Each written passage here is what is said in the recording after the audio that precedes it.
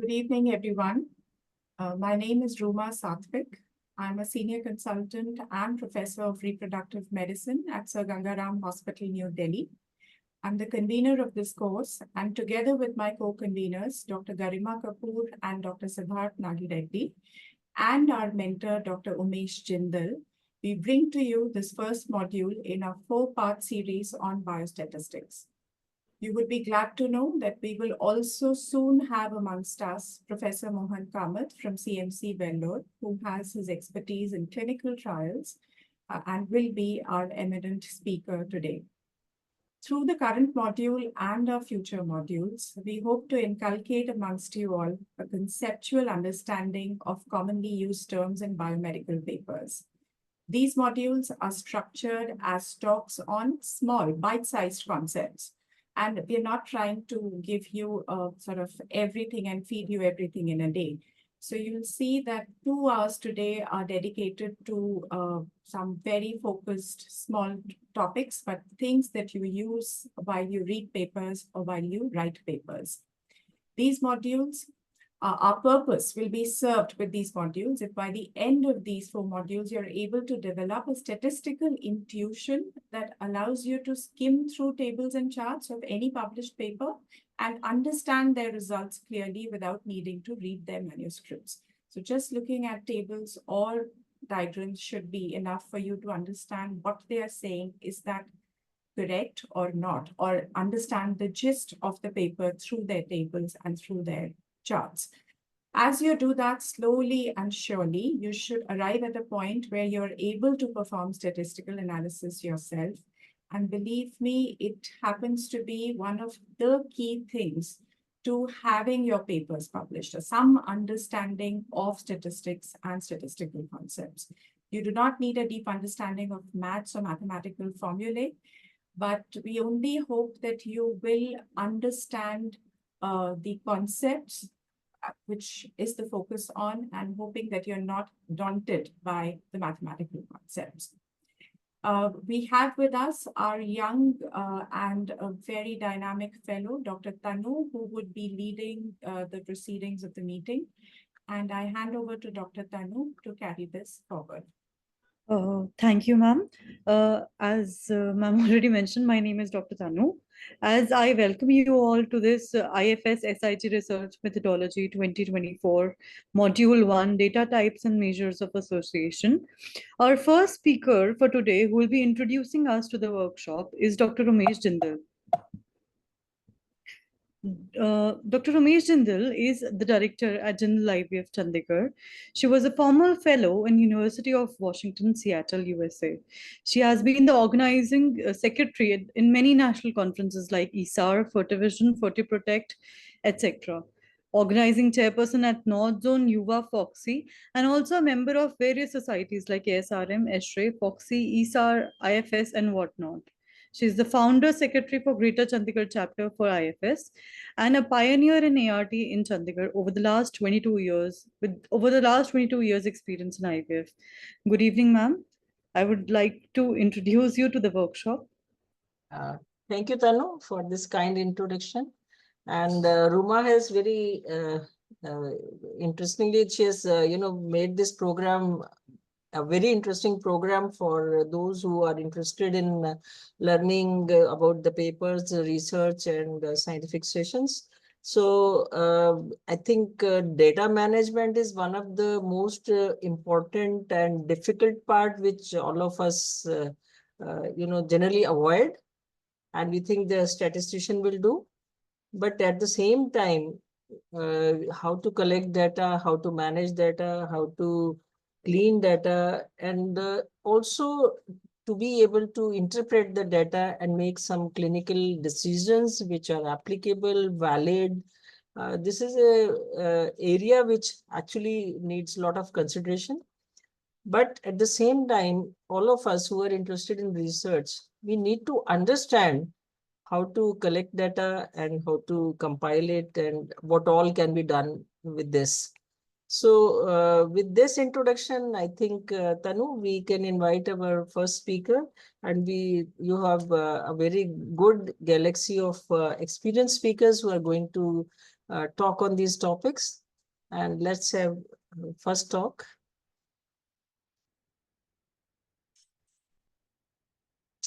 Tanu, you are muted. You are muted, Tanu. Yes, ma'am.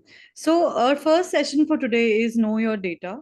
In this, we'll have two subparts to it. The first is the data types and their representation, which will be taught to us by Dr. Siddhartha. Dr. Siddhartha is an associate professor, consultant in ART and minimal access surgery in SNH Fertility and Endoscopic Center, Nellore, Chennai.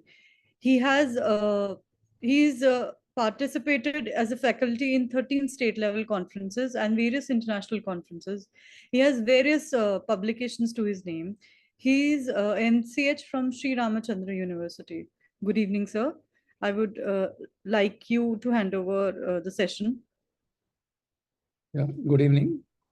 I thank Dr. Madam and the team for taking a lot. I'm myself part of it. We have taken a lot of time, especially Dr. Madam had taken a lot of organizing this. It's not easy, actually. We have been doing some space and doing all that stuff. Let me get into the topic. That your voice is not very clear. It's actually, but actually it is on a good connection only, madam. Am I audible now, right? Yeah, you are audible now. Although the Now is it better? picture is also a little blurred, but you are audible. Voice was clear. Okay, no, but actually be a good connection. I'm checking. I have checked it also. Maybe just Better now, closer, madam. just speak closer to the mic, then it becomes clear. Is it better now, madam? Yeah, it's better now. Okay. So I'll share screen.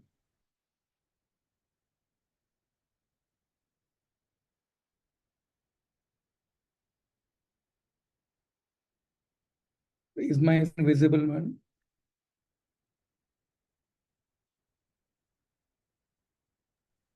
Yes, sir.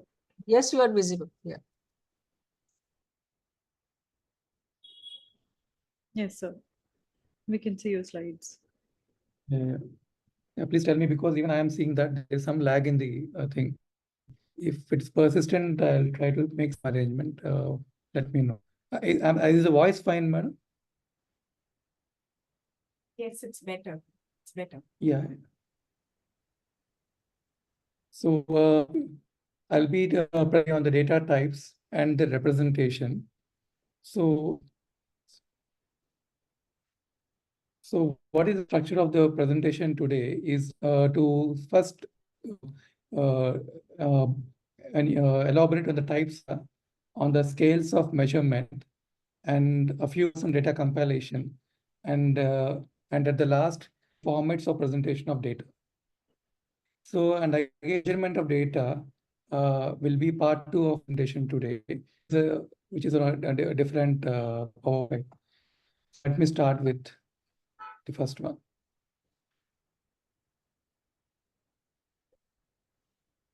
So what is data?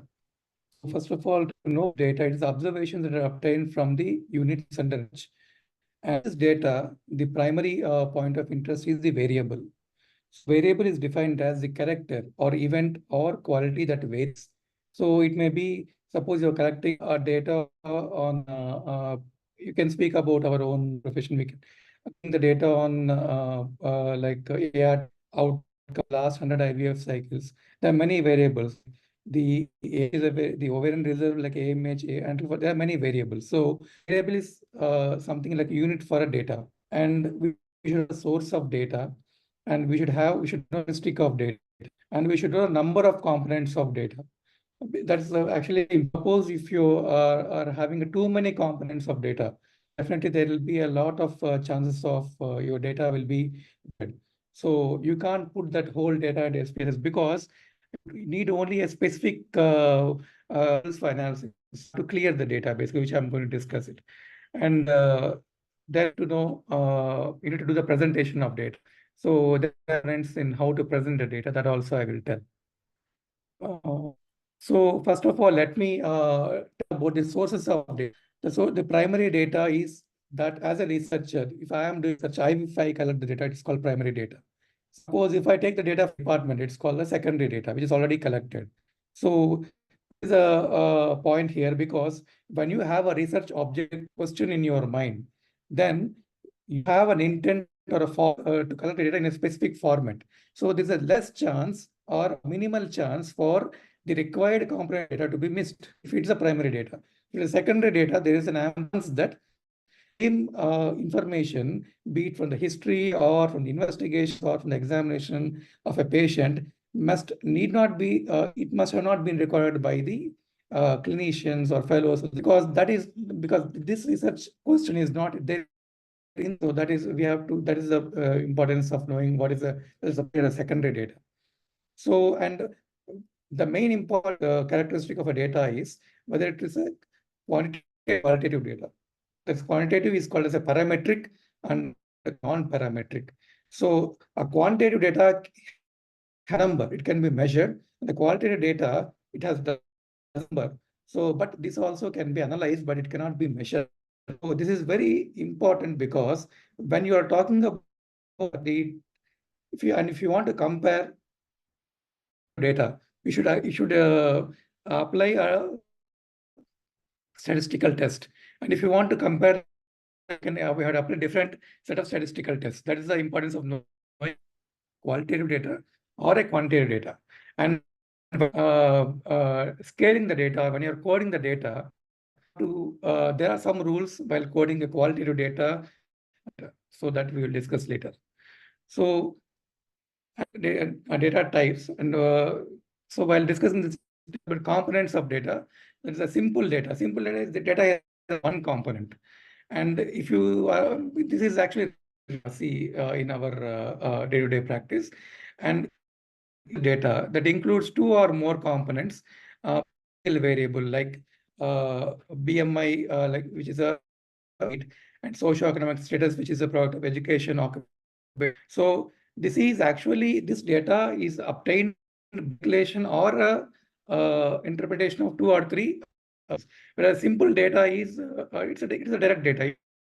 If you want, it is simple data. If you want to know the BMI, it's a composite data. And data can also be classified as a grouped and ungrouped data is presented as an actual observation, that is the age of the individual. And grouped, suppose you categorize the age of the individual 20, 20 to 30, it is called as a grouped data, because the methods of calculating the statistical measures, for say example, mean is an average. If it ungrouped data, just take an average, it's a mean. But if you a frequency distribution table or a group data, and the calculation of mean, we have multiply the observation with the frequency formula for that. And there are different ways of also calculating the mean. In the same way, for every statistical measure, grouped and ungrouped data is different. That's why I want to know what is a grouped data, what is ungrouped data, and what is the so quality data doesn't have a magnitude or a size of the attribute. If it can be a frequency of a person with a characteristic, and persons of the same characteristic are specific groups or classes. Suppose sex of the female. So how many men are there? How many qualitative data? Age of the person is a quantitative. That's the difference.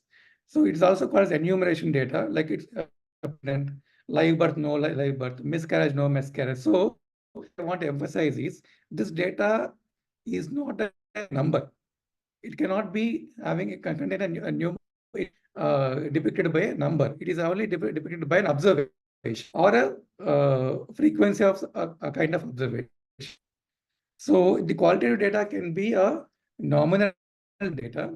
The nominal data is a categorical categorical scale, like it's classified into categories like different categories of give an example. There'll be no order or ratio. It can be if it contains two categories. And the ordinal data is a ranked data. So categories are ranked. In the nominal data, the categories are not ranked. the ordinal, the rank is assigned in either ascending or descending order. The results are obtained like a rate, ratio, proportion, or percentage. Analyzed by standard error of proportions and chi-square tests. Example is socioeconomic classification is one example, and in our scoring fundamental vascularity is also an ordinal data. Staging of ordinal data, because there is a rank, there is a category depending on in an order. So now quantitative data. The quantitative data contains two variables or characteristic and frequency, and it is a measurement data number. So it has got, it can be a discrete, it can have a, the numbers can be in a continuous fashion. And a discrete data, the variables have fixed values like integers and whole numbers. And a continuous data can take any value in the range numbers. It can be even fractions or decimals. And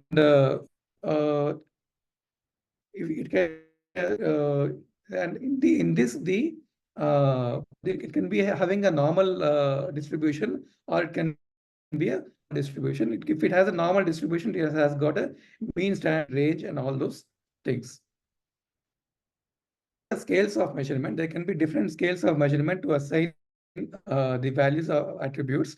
So nominal scale, so used for two different types of observations without a rank, and it is used for now I have a data. So I have to, if SPSS can't analyze, or any statistical software matter, it cannot take, if I want to know the pregnancy rate, so I cannot analyze non-pregnant, I can't key those words. So I have to code pregnant as non-pregnant as 2. So this is the numbers where numbers are used, but there is no rank, there is no orderliness for that number, which is not necessary. So ordinal scale is that order where the data is grouped in a rank is an orderliness, like the grades of malnutrition. So the typical example for a ordinal scale, suppose there is a responses for a feedback system. Care service, they will say commonly when we avail a customer care service, they will say you just number like 1 is very unhappy, 2 is in that way. So this is a typical example for an ordinal scale. A quality, it's still a qualitative data. It has got some rank, it has got some order or some grade. So other one is a ratio scale. Like in this data is grouped in a meaningful order with a definite distance between the groups can be measured, and the measurement starts from 0. And this ratio scale is used for a quantitative data. Typical example for ratio scale is like scale the height. So you can scale it from 5 feet, 5 feet 1 inch to 5 feet 5 inches, so on. So a distance between them, and it starts from a 0. So the same way height also is weight also is given. And the interval scale is the data is grouped in same like a ratio group in a meaningful order with definite distance between the groups for a quantitative data, but there is no absolute 0. The best example is the temperature. So when you say 0 degrees, it doesn't mean that there is no lack of it. Not like, so it's only an arbitrary value. So, and similar, not truly twice as 50 degrees. So this value of 0 is taken, and that 0 temperature scale the similar way. And Likert scale is a for a qualitative data.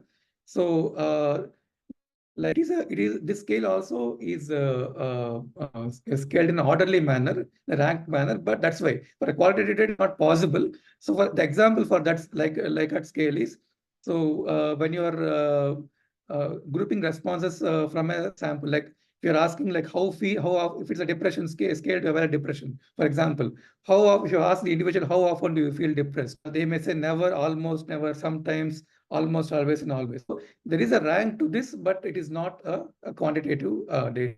So this can be converted to a quantitative data by assigning a score to each response. So if you assign a score like never is 0 or almost never is 1 then you can convert this into a quantitative data. So, and depending on the type of data collection, it is the data is classified as a primary data and a secondary data. The primary data is the first level of collection. That is, data is collected by the researcher, and collection format is as per the objectives of the study. So it is a good quality data. And this data is a readily available data. Like I have said, when already it's available, the common example is when you work in an institute, like already the data is recorded in the department. So, and the example include medical records, cancer registry, national surveys, such as NFHS. So once you collected the data, so you should classify the data and clear the data. Like you have to scale the data depending whether it's a quality data or a quantitative data, because any statistical software analyze the raw data. So suppose and whenever you are collecting the data on the mark sheet, so the variables can be entered in a different manner. Suppose pregnancy, I must have entered the pregnancy rate as I have entered, for example, the testosterone as ml.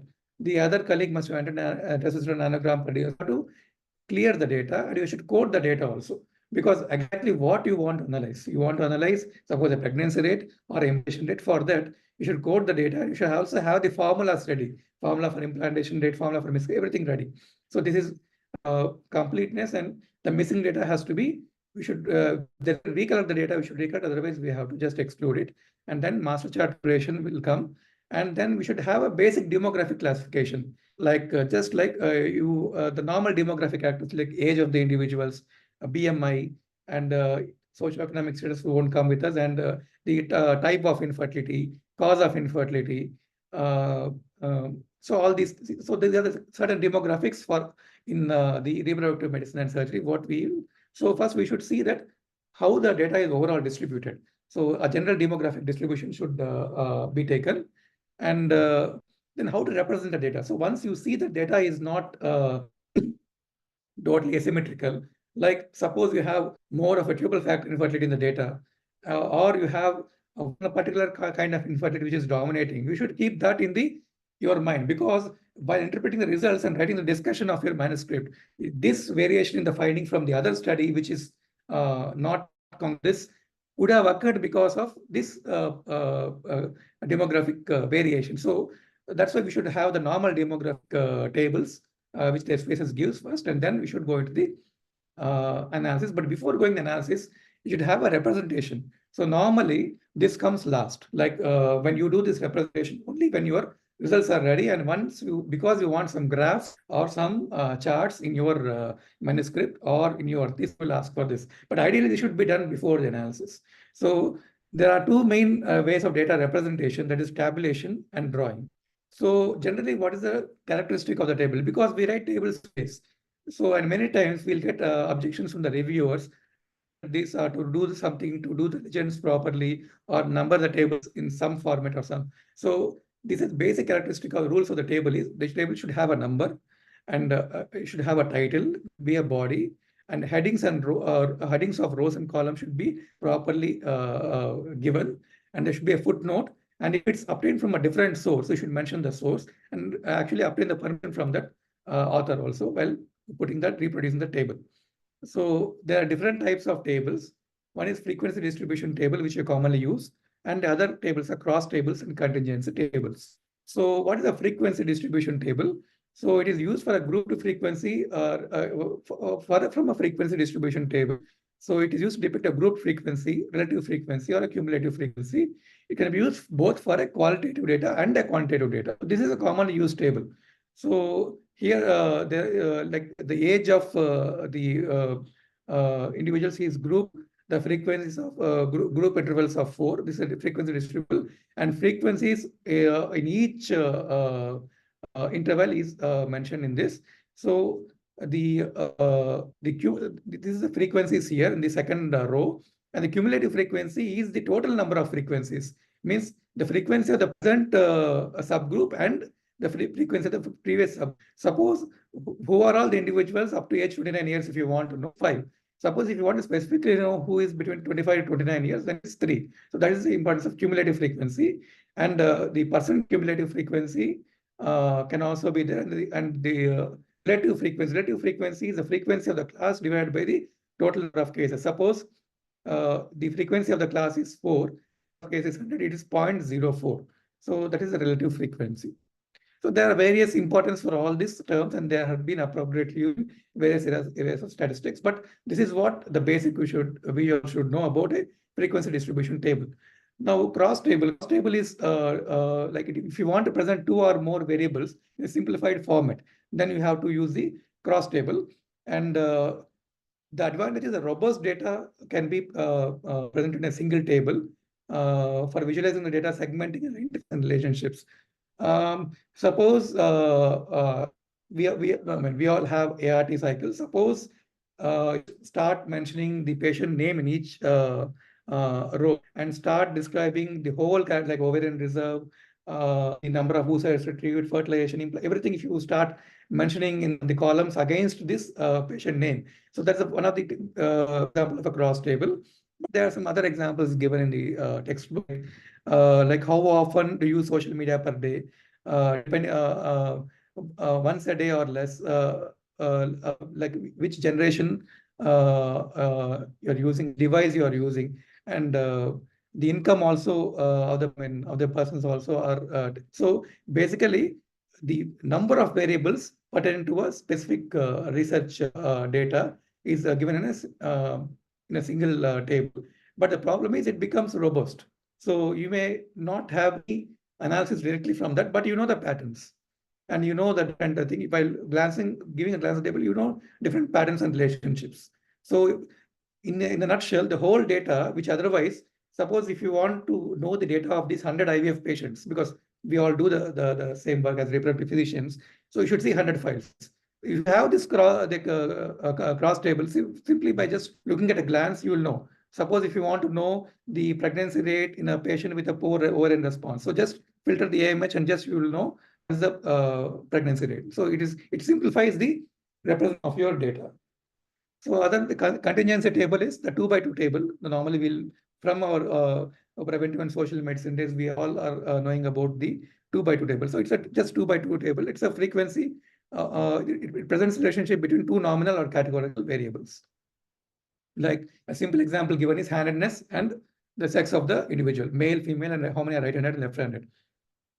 So then what are the, then coming to the diagrams. So the diagrams, let us start with, so once you tabulate your data, so tabulation will classify the data into various categories, and you can know some patterns and some relationships to some extent, but it won't know the how your data is distributed. What is the exact pattern of your data will not be so clear in the table. So you should go for the diagrams. So there are two types of the diagrams. One is graphs, another one are termed as diagrams. Graphs are used for a quantitative, continuous, or a measured data. So the various graphs are the histogram, frequency polygon, frequency curve, line chart or graph, and cumulative frequency diagram, and scatter or dot diagram. So I'll go into one by one. So the histogram is like a bar diagram. So in this example, the weights are in the axis and the frequency is in the y-axis. So for example, if you take a weight of 138.5, frequency of that weight is given. So it's a simple bar chart or histogram, which will tell the frequency of occurrence of a particular value. And it is a frequency polygon. Suppose if you have all this histogram, the midpoints in this histogram join, you get a polygon. So this gives appreciation of this histogram in a very simple manner. So this is the frequency polygon. But when there's a histogram, why we have to go for a frequency polygon? This will know the trend or a pattern. And the most important thing is when you have two sets of data on the same diagram, then you cannot draw two bar charts. It becomes cumbersome. So you can have two lines instead to know the comparison of two sets of data. That's the advantage of the frequency polygon. Now, what is the frequency polygon and frequency curve? So there are different applications in a broader, if you go into in depth, but to simplify this. So when you have a small data, and when you draw a line like this, these angulations will not be so awkward, so not be so cumbersome. But when you have a large data, and these angulations will go on be just, I mean, it won't be, the representation won't be in a smooth manner. So you just, this angulations is given a smoother curve. So then it's called as a frequency curve. And frequency polygon and frequency curve, principally, they're more or less the same. But because when it's large data, a frequency curve is better. And a line chart or a graph is used when there are too many fluctuations in the data. So if you have too many fluctuations of frequencies or whatever, so by doing the histogram analysis, so it will be too much difficult to represent these fluctuations, and you may not get an understanding of what exactly these are. So a line chart or a graph. And a cumulative frequency diagram is one thing which will depict the cumulative frequencies in a line diagram. Like if you want to say the cumulative pregnancy rates, you can just use this cumulative frequency diagram. And a scatter plot is a, when you say a scatter plot, the only one thing we should remember, we should come to your mind, is a correlation analysis. So a correlation analysis can be depicted by this scatter plot. And this kind of a scatter plot which is going up it is a positive correlation, a perfect positive correlation. And this is a high positive correlation, and it's going up, but it is a discretely distributed. Data is not in a single line, so it's called a low positive correlation. So, and this one is a perfect negative correlation, and it's a high negative correlation. And this is the data is in a discrete manner, so it is a low negative correlation. But a correlation cannot be depicted by a graph, by a scatter. So if you want to perfectly like know the extent of correlation, you can't do it by a graph. You have to go for a correlation coefficient to know it is a significant correlation, high correlation, or no correlation. And this scatter plot is like very discrete data. It doesn't follow a line pattern at all. So that this is in this if there's a line pattern going up or down, you can say it's positive or negative, and there's no line there, it means that there's no correlation.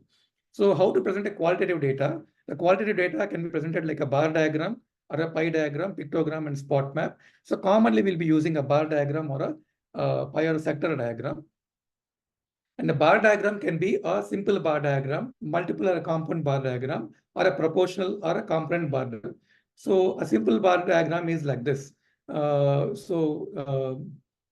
It is number of students in various states of the country, like Delhi, Bihar. So it's a simple bar diagram. So when you have many components to a data, it's called then you can make it up a compound bar diagram. Suppose you want to know the sale of 3 different soaps from a grocery. So which soap has sales in which month? So you have to, in each month you have 3 variables of the same characteristic in every month. So a compound bar diagram with different colors of the bars can be used.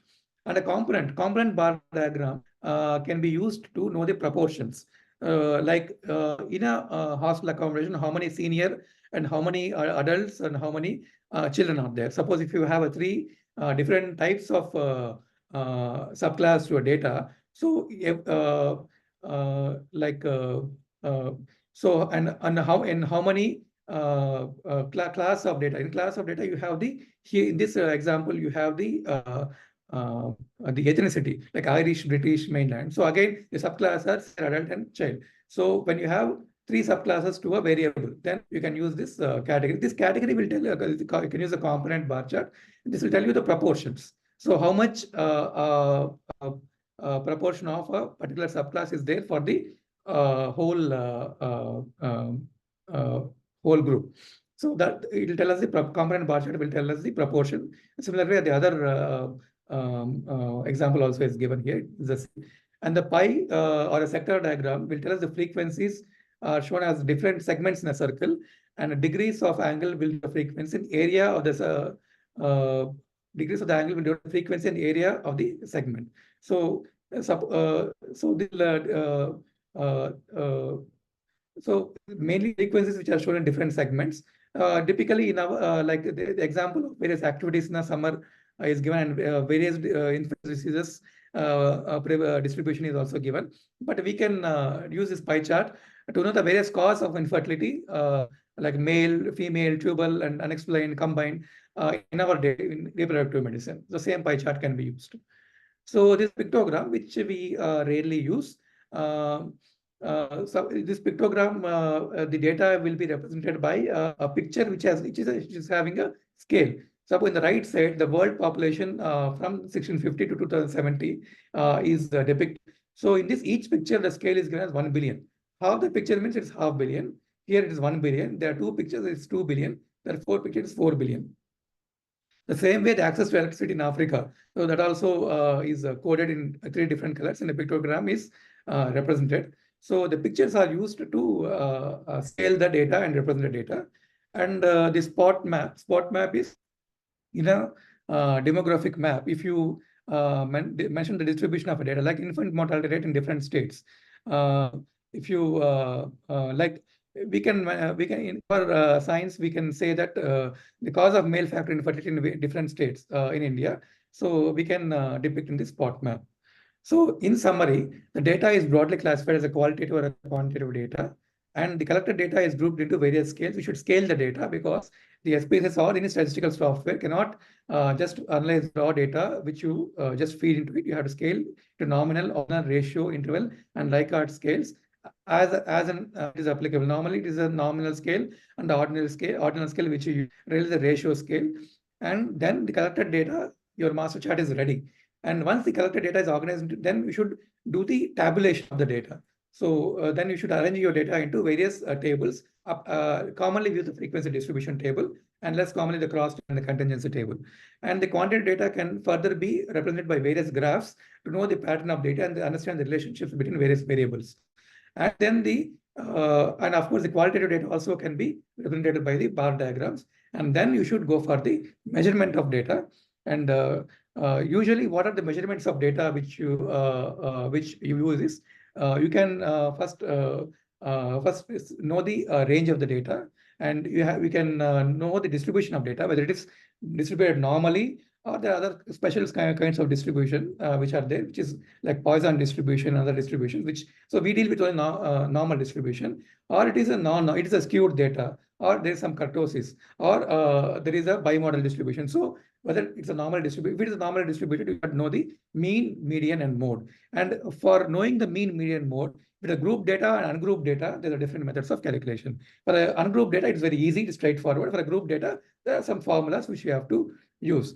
And then we have to, this is the measurement of central tendency. Then we have to measure the variation or the dispersion of the data, like the standard deviation, variance, coefficient of variation, and all these things. So this will form the second half of my presentation. Madam, is okay? I should continue this? Because actually data representation will tell only this much. But actually mean, median is included in the curriculum.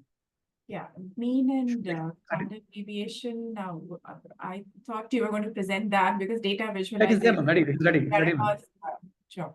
But I think this was great, Dr. Siddharth. I think we'll move on to the next talk and take questions after the second talk.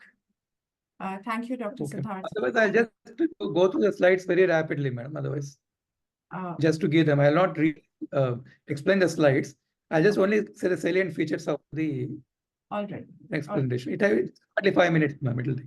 So that there'll be completion. So what you have promised in the flyer, we can deliver them.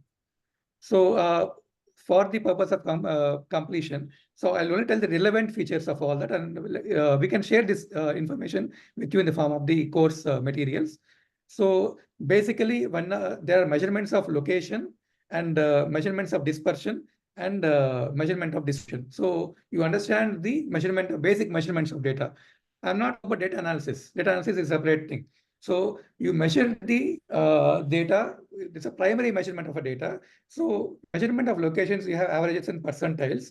So averages are our measures of central tendency, that is mean, median, and mode. So as I said, in all this mean, median, and mode, for ungrouped data, it is straightforward. Mean is the average. Median is the more repeated value in a data set. And median is the mid value in the data set, and mode is the frequently repeating value in a most frequently repeating value in a data set. So for a ungrouped data, it is straightforward. For group data, there are some formulas given here, which actually the statistician will, for statisticians and other people can calculate this. But we should know if it's a group data, the mean, median, and mode can be calculated, should not be calculated in a direct manner. You cannot calculate actually. So that is the thing about the measures of central tendency. And percentiles. So percentile is a value which divides data It's a value by which you divide your data into 100 equal parts, and it can be deciles where 10 data is divided into 10 equal parts, quintiles where it's divided into 5 equal parts, and quartiles where you divide the data into 4 parts. So you should understand the percentage is a proportion, whereas percentage is a position or rank in a data series. So you want to divide how many parts you want to divide your whole data. So, and the various measures of variability are this. Of all these various measures of variability, what is more important is the interquartile range and the range and the standard deviation and coefficient of variation. So you know what is the range. So in any lab test, in any biological variable, you will not have an absolute normal value, absolute abnormal value. So you have a range for hemoglobin or a platelet count, for everything. There's a range. So that is simply much to understand. So, and what is the interquartile range is, if you have a quartile, like if you divide the data into 4 groups, the central part of the data is the interquartile, that is between 25th and 75th centile. So, and the semi-interquartile range is half of the interquartile range. And the mean deviation and variation are not that important. The standard deviation. Standard deviation is something when a root mean square deviation. Like you measure the difference of of a variable from the mean, and square that, add that, and like a square root. So so it is like the square root mean square deviation. So I'm sure you can go through this and understand this in detail. And the coefficient of variation is the variation of the same character in 2 or more different series, like variation of growth in both girls and boys. So the coefficient of variation is given by the formula, like CV is S by X into 100. So then the distribution of data, the data can be normal distribution, binomial and Poisson distribution. So other two distributions, binomial and Poisson, is not for our concern today. The normal distribution is depicted by the Gaussian normal distribution curve. And they are like, if it's a one standard deviation from the mean in a normal distributed data, you have 68% of the data. And you have 95% of the data in 2 standard deviations, that is 95% confidence intervals, and you have 99.7% 3 standard deviations. And there are various methods of calculating the confidence interval, like a confidence interval which is expected to typically contain a parameter being estimated. So formula, and there are various methods to calculate the confidence interval depending on the sample size. So if the data is not standard, our concern should be whether it's a normally distributed data or non-normally distributed data, where there are certain tests. I'm not going to elaborate this test, but you can get it from the material. These tests will be employed by statistician. We don't have to make our brains as clinicians, and the statistician will tell the normally distributed or a non-normally distributed data. And what are the asymmetrical distributions? Are skewness. So skewness is data can be shifted either to the right, or it can be shifted towards the left. So this is called as skewness. And the cut is the data can have a peak or it can be flattened. So if mesokurtic is a normal distribution, if it's the peak is more, it is a leptokurtic, platykurtic when the peak is less. And a bimodal distribution is beta will have a 2 peaks. So when you take 2 different variables data, or 2 different groups of individuals in data, you have bimodal distribution. And binomial and Poisson distribution are actually not discussion today for topic specific. And when you're looking at the demographic data, then what you need to know is you need to have concept of a rate, ratio, and a proportion. A rate and proportion are almost same. So a rate is the occurrence of some particular event in a population. Till that point of time, it's a function. When you attach time to it, then it becomes a rate. So it's the occurrence of a particular event or in a population in a given period of time, whereas proportion is a ratio. I mean, by a proportion is just a proportion. So if you don't attach time to if you attach time, it will become a rate. Otherwise, it will be a proportion. Ratio is it is a size between 2 random quantities, like a sex ratio, doctor population ratio, and all that. Rate is commonly used, and ratio and proportions are also occasionally used. So thank you very much. Thank you. Thank you, sir. This was a very elaborate discussion. Now we will move to our next session, which is data visualization. The next speaker for the next session is Dr. Garima Kapoor. Yeah. Hello, Tanu. Yeah, thank you for introducing me. Ma'am is a professor in VMMC in Safdarjung Hospital.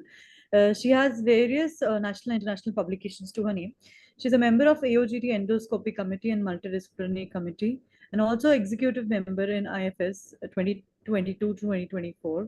She's a member of various committees like FOXY, IFS, and WALS, and her field of interest is infertility and laparoscopy. So, ma'am, over to you.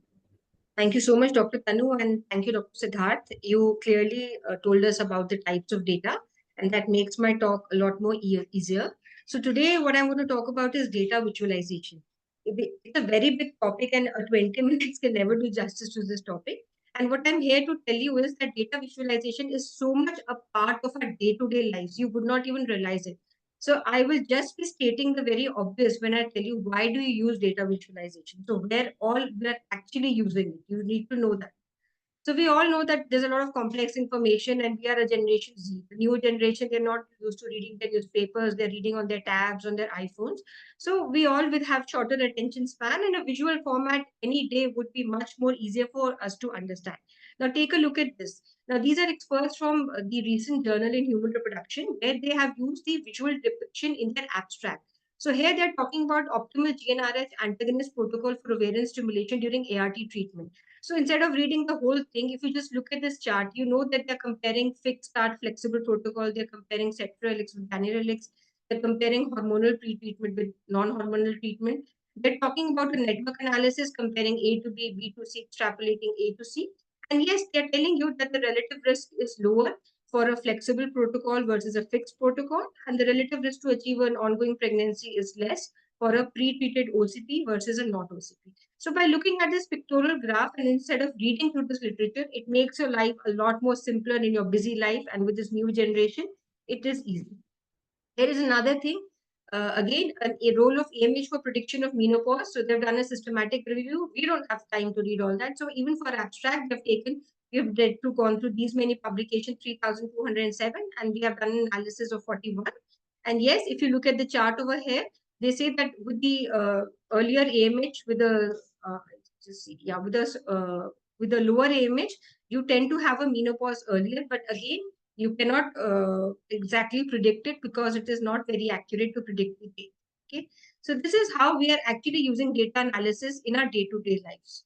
What about that? Even the public health programs, you have various websites. The government has various websites where they have dashboards where data visualization is used to illustrate the topics of public health, the number of cases. It is almost all out there for us to see. What about patient education empowerment? There are so many health apps and softwares which you will be using, your family members, your friends, they would be using, and they're all there to generate that health awareness.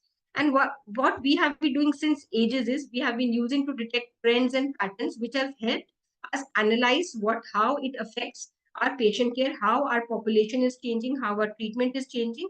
Take a look at this. This is the systemic analysis where they're showing the meta-analysis on the trends in the sperm count over the years. So here it's talking about sperm concentration. Here it is talking about total sperm count. So as you can see, it is declining with age, with the years, with the decades, and more so after 2000, there's a decline. So here you have a simple representation to show that how it is helping us knowing our population. And obviously, when you're using data visualization, when you're putting it out there for everyone to see, it does definitely promote data transparency. And yes, as healthcare organizations, that they can use to optimally utilize their resources, point areas of inefficiency, they can use. Okay? And yes, it does simplify a lot of our tasks. These tasks which we're already accustomed to, I'll just tell you. Basically, your data accumulation is more streamlined through automated. Your calculations are there with all the calculations, your graphs and automatic graph generation with your Excel sheets that you're using. And obviously, access is much better now with the online. And there are interactive dashboards there. And now you even have those motion graphics and infographics. Basically, through visuals, through animations, through narrations, you can have education campaigns and public awareness initiatives. So data visualization is all over us, and we are using it day in and day out without even actually realizing it. Now coming on to various tools, the tools are numerous and obviously I cannot cover it here. So I'll just let you know the brief, and some of them have already been introduced to you by my previous speakers. Charts and graphs, what we commonly use for our studies, and some of which I'll tell you today for putting your data out there. The diagrams and flowcharts, basically how you're analyzing your clinical trial or your reviews and all. Tables, we all have been using in a structured format. Maps to show which is the geographical pattern of a particular disease. and infographics for complex information. And obviously dashboards are there, which we are using, which you will be aware of.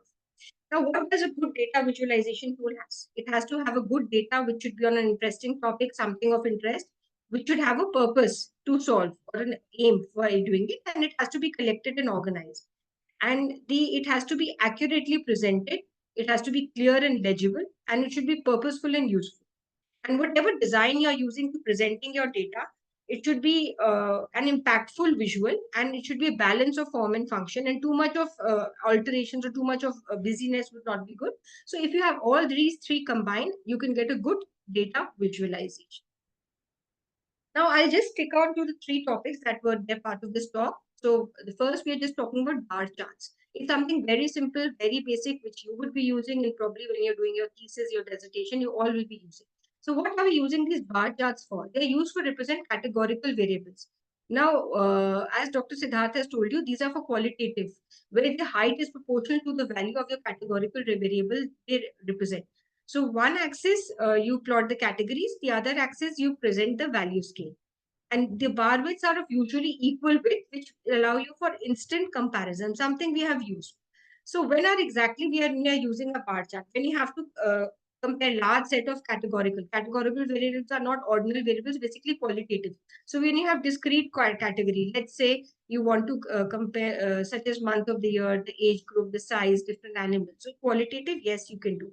When you have to compare multiple categories or subcategories simultaneously, show you examples as well. Now, this is a study. Basically, they are comparing the standard IVM with Kappa IVM and comparing the number of M2 oocytes retrieved and the grade 3 good quality embryos. So here you are basically comparing the qualitative parameters, that is categorical. So, and you can also use it when you require comparison for both categories and subcategories. And you have this concept of 100% stacked bar charts. I think this was also introduced by my previous speaker.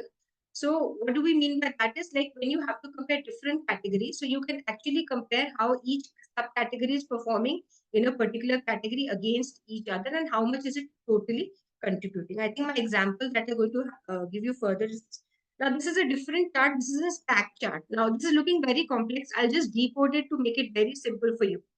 Now this is a systematic review that was published in Human Reproduction Update in 2023, where they are telling you what is the evolution of genetic analysis for female infertility, how over the years we have evolved the genetic analysis. Now, if you look at this, this is just telling you the number of genetic studies that have been ordered for female infertility per year. So it's very simple to understand that as with years progress, our genetic testing for female infertility has increased. We are relying more on that. Coming to graph B, you see the number of selected genes, they have also increased. So we can simply say that yes, studies genetic analysis is increasing and the number of genes that we are testing is also increasing. Coming on to graph 3. Now, this is a stacked bar graph where you are evaluating different subcategories in a bar. So here you're talking about what is the number of publications per type of infertility. Here we're talking what are the type of infertility. So here the author, they have divided into syndromic female infertility, non-syndromic female infertility, and 46 XY disorders of sexual development. So as you can see that if you look at the dark blue and the orange, they are usually consistent. They are usually small. So why are they same? Because they are the one that are phenotypically visible. The syndromes and the XY disorders of sex differentiation, because they are syndromically visible, they have been constantly being investigated and tested since the previous century. But the other types, the non-syndromic female infertility, the test for this has been increasing. So now it is showing you comparing your different categories. I guess testing is increased and testing for non-syndromic female infertility has been increased. Now coming on to graph D, where it is talking about what are the techniques that are using for testing. If you look at this, obviously we have stated the testing is increased, and earlier the Sanger testing was there, but with now we are now going on to the whole exomic sequencing. So the proportion of cases now, the trend is more towards whole exomic sequencing. So this is the purpose of bar graph, where you can actually compare different subcategories in a category. So when we are using two data sets on a single chart, then again you can use and similar data set. It is very important that when you're using overlapping bar charts, you have to compare similar data set instead of differential width bar. And one will have the category, the other will discrete value, and you can even select or deselect legends to make it more simple for you. And you can gather insights into deviation. Suppose you want to compare values that go into negatives or positive, you can have vertical bar charts where it's increasing or decreasing, or you can compare it against an average benchmark, or you can even do a deviation analysis. So this is all where you can use your bar charts. Now, very important to know when not to use bar chart. Now, if you do not use your bar charts when you're representing a continuous set of data. For continuous set of data, you have other options like histograms and line diagrams, which I will tell you subsequently. And when you need to represent trends in times and other variables. Now, to make this clear, I can just tell you that again, this chart that I had shown you earlier, where we are talking about trends in sperm count. So here you're telling us the evolution of sperm concentration over the centuries. So again, since it's a continuous variable, this is not a discrete variable. We have used a line diagram over here for this. Now, what are the various types of bar charts? We have the Pareto charts. They are arranged from highest to lowest incidence, which is a good idea to do that. Then you have the column of vertical bar charts, which I have shown you previously. These are the most commonly used one, where the categories appear along the horizontal axis and the height corresponds to the value of each category. And it is a good data we used. And stacked bar charts, obviously, where you are using different subcategory, but then and group bar charts, we're using two or more bars which are color coded to represent a particular group. I think we have all seen and used these charts. Now, what are the best practice? When you're making a bar chart, there are certain things you need to keep in mind. That you should always have your baseline at 0. You should not have your baseline as at some other value. Now, why is this important? Just let us look over here. Now, here we are comparing two values. One is at 92, the other is 96. If I look at it, if I make it as 0 as baseline, I know that the difference is not much. But if I make a baseline at 90, it will look that the one on the right is actually 3 times the value as 1. So basically, it misrepresents the comparison between the two groups. Hence, it is very important that you should have a common 0 baseline when you're using bar charts. Then what is the form? Now, you can have various options when you use your Excel sheets and all, and your PowerPoints. You all go haywire. We try to use different forms. But the best sound practice is to use a rectangle. We do not encourage shapes like this circle. Why? Because with rectangle, you have a defined level. You have a defined axis at which you can the figure. With this circle, you don't know that your value is corresponding to this or this. Again, with the 3D, the same problem is there with the 3D, that you do not know what value is actually corresponding to this. Plus, it may sometimes also cause confusion with your baseline. So good practice will be to have a 2D this. A little bit of rounding on the edges is acceptable. That's okay. Then how do we order our bar charts? So basically, a good idea would be either to do it in an increasing or a decreasing order so that it is easier for the user to interpret the result. But sometimes what happens is that your categories are baseline inherently in a particular. Let's say if I'm talking about a month in a year. So obviously, I'm going to label it Jan, Feb, March, April, May. I cannot do it different months at different times. So that is there. So if you have some of the category labels which are inherently ordered, you cannot actually, that takes precedence. Otherwise, you can do it in chronological because it is much easier for the interpreter to interpret it. What about colors? We are so fond of all the tools we have right now, and we're so fond of decorating it. But you remember that this kind of a rainbow color is not serving any purpose. It is just confusing. You can, if I'm using these two, probably I can use it to highlight a particular point or a particular message that I want to give through my bar chart. But otherwise, this kind of a multicolored purpose is actually discouraged. And then you have the option of vertical and horizontal bars. This is just a matter of convenience. Let's say I have huge categories which are taking a lot of space and I need to cramp them up in my x-axis and I'm not comfortable doing that.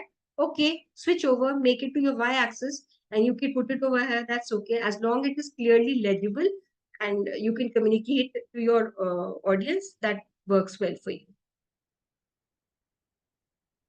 And obviously, even though we are putting your levels out here, it may not be very clear. So you have to, if you add value annotations, it does add value to your graph. It makes it much more easier for the user to interpret.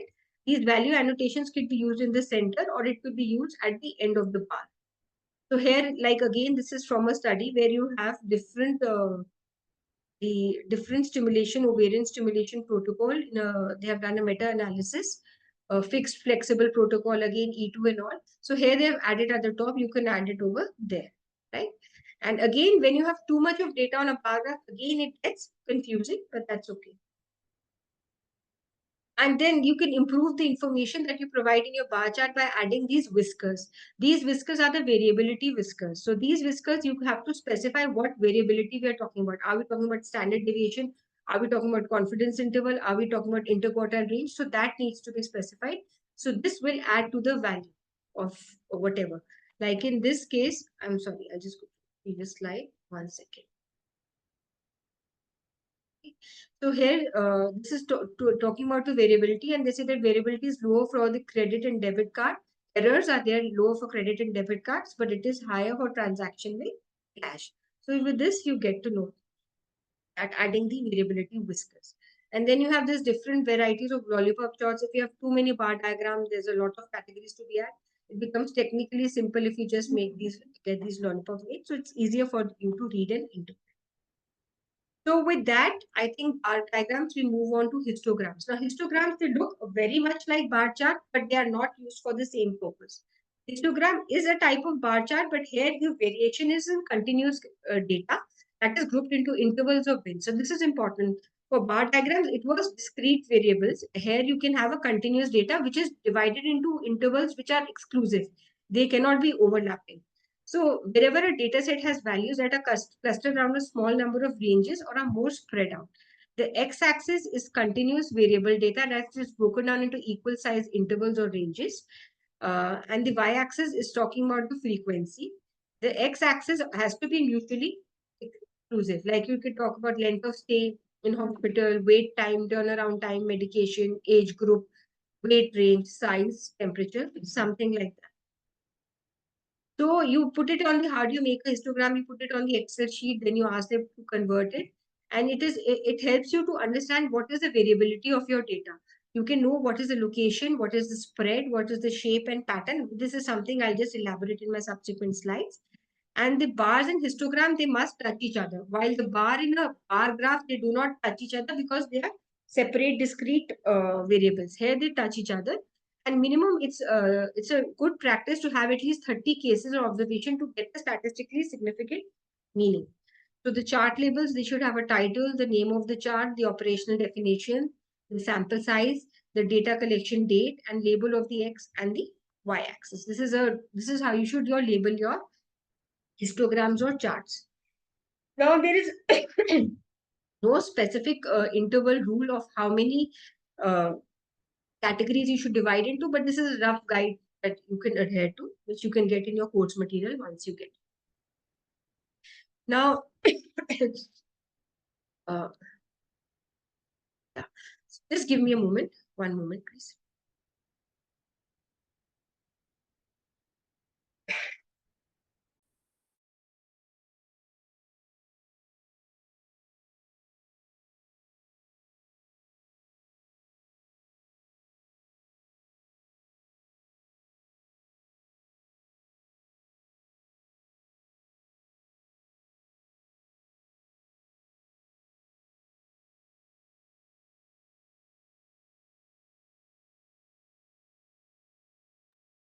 Yeah, sorry for the interruption. Yeah, so basically, when we talk about histogram, just to summarize, it talks of the frequency measurement on the y-axis and the ranges on the x-axis. The y-axis always starts at 0. You have to use single color for all bars except when you're using one additional color to highlight a particular bar which carries a meaning, and use at least 3 intervals or ranges. You should never add space and it should not be oriented upside down. A histogram. Now this tells you the distribution of your data, how your data is distributed by this curve. So this is a normal curve which has been already told to you. This is your skewed, you can say positive, negative, or right, left skewed according to the data. This is talking about the bimodal distribution, that you have increased frequency at 2 separate intervals, or a symmetric distribution. And here you have an outlier, you have one category that is falling separate from the others. This is a simple showing you a nominal distribution of IQ scores of a group of people, how it looks like. Now, this is a very interesting clinical application of histogram. I just wanted to stress that these things are beyond your research and beyond your books, and it is going into a clinical practice. Histograms, they are being used in clinical. This is from a pediatric ICU in a study that they have used, where they are using the histogram basically for various categories that, I'm sorry, I'll just go back to this preview.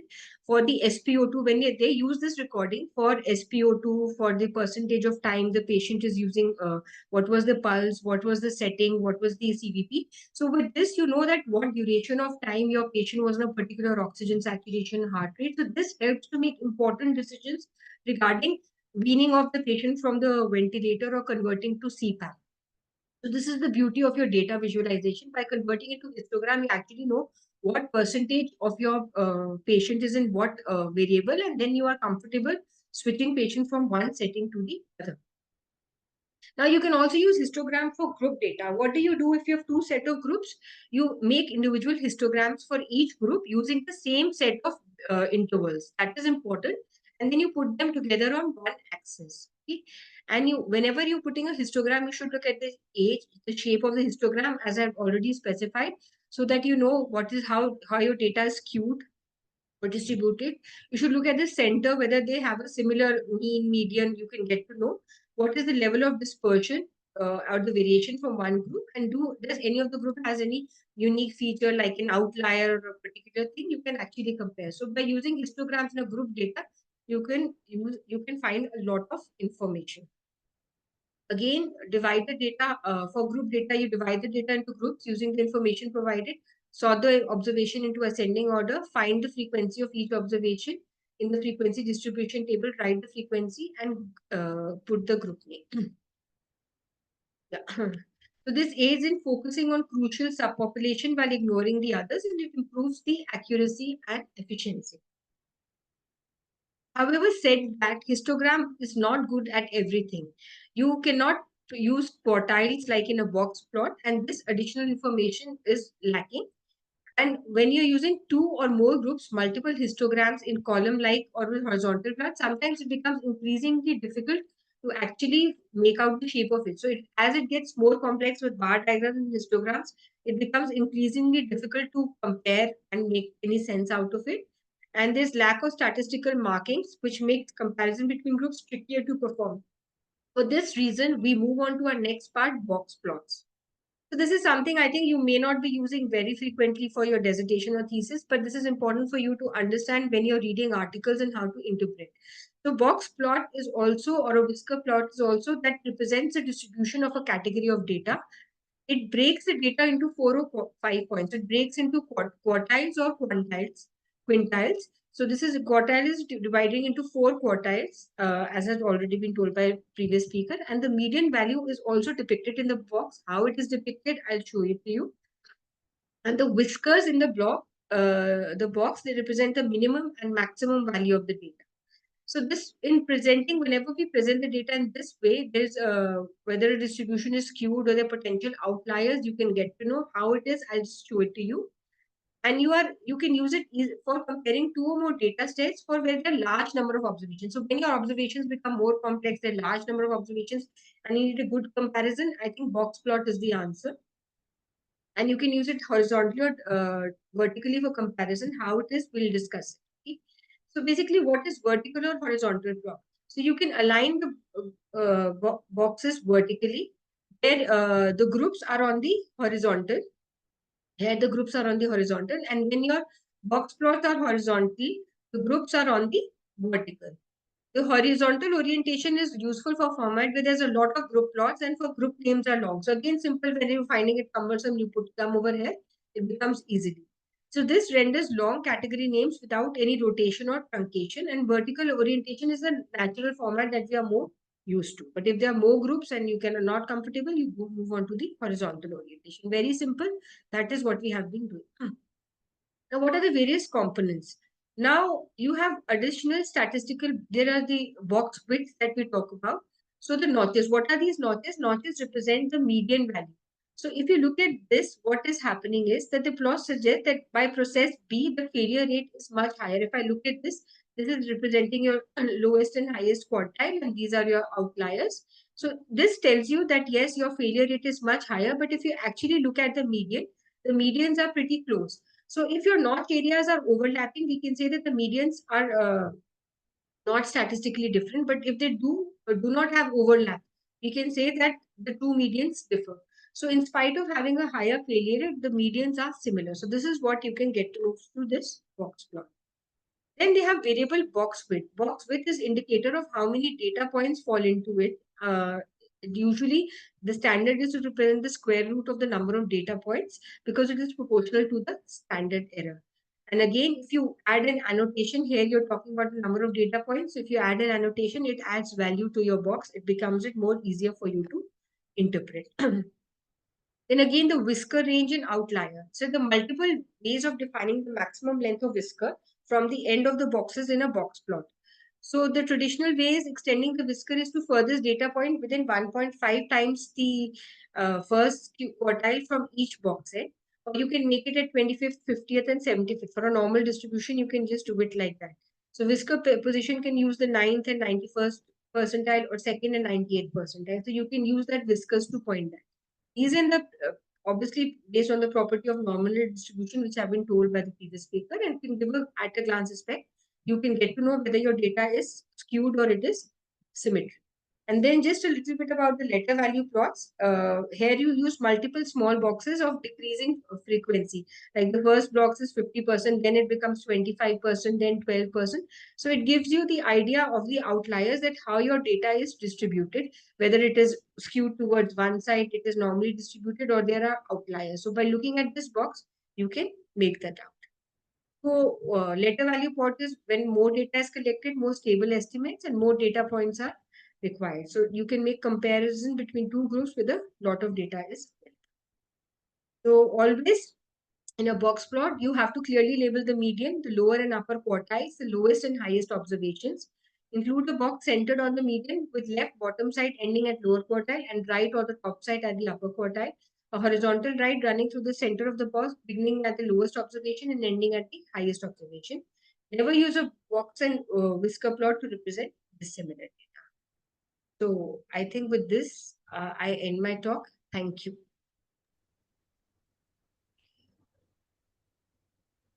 Thank you, ma'am. Yeah. Beautiful. That cleared a lot of concepts on this data visualization. I think there are no further questions in the chat box. Ma'am has already answered. The next is we had a quiz session which consisted of 6 questions. It was a MCQ based quiz. So the link, I request the team to post it in the chat box so the audience can proceed to the quiz and then come back again for session 2. What we'll do, Tanu, is send it on the chat box. And whoever wishes to respond to the quiz, it's based on the first 2 talks. There are a total of 6 questions. And see if you can respond to those. And it'll tell us, how much you've understood as well. It's a kind of feedback form as well. What we'll do is we'll proceed to session 2. While maybe Himanshu, if you can put the link to the quiz in the chat box right now. And then we'll proceed with the talks. I've posted the link of the quiz. So our session 2 for today is linking two variables. And our first speaker for today is ma'am Dr. Uma Satvik. She is a senior consultant and professor in reproductive medicine at Gangaram Hospital, and also teaching faculty in NBE fellowship in reproductive medicine and also IFS fellowship. She has a lot of publications, including 15 research articles on PubMed and 32 publications on Google Scholar. Her expertise is in current subject areas. She has a certification from Stanford Online Medical Statistics 1, 2, and 3. So, ma'am, over to you for the next session.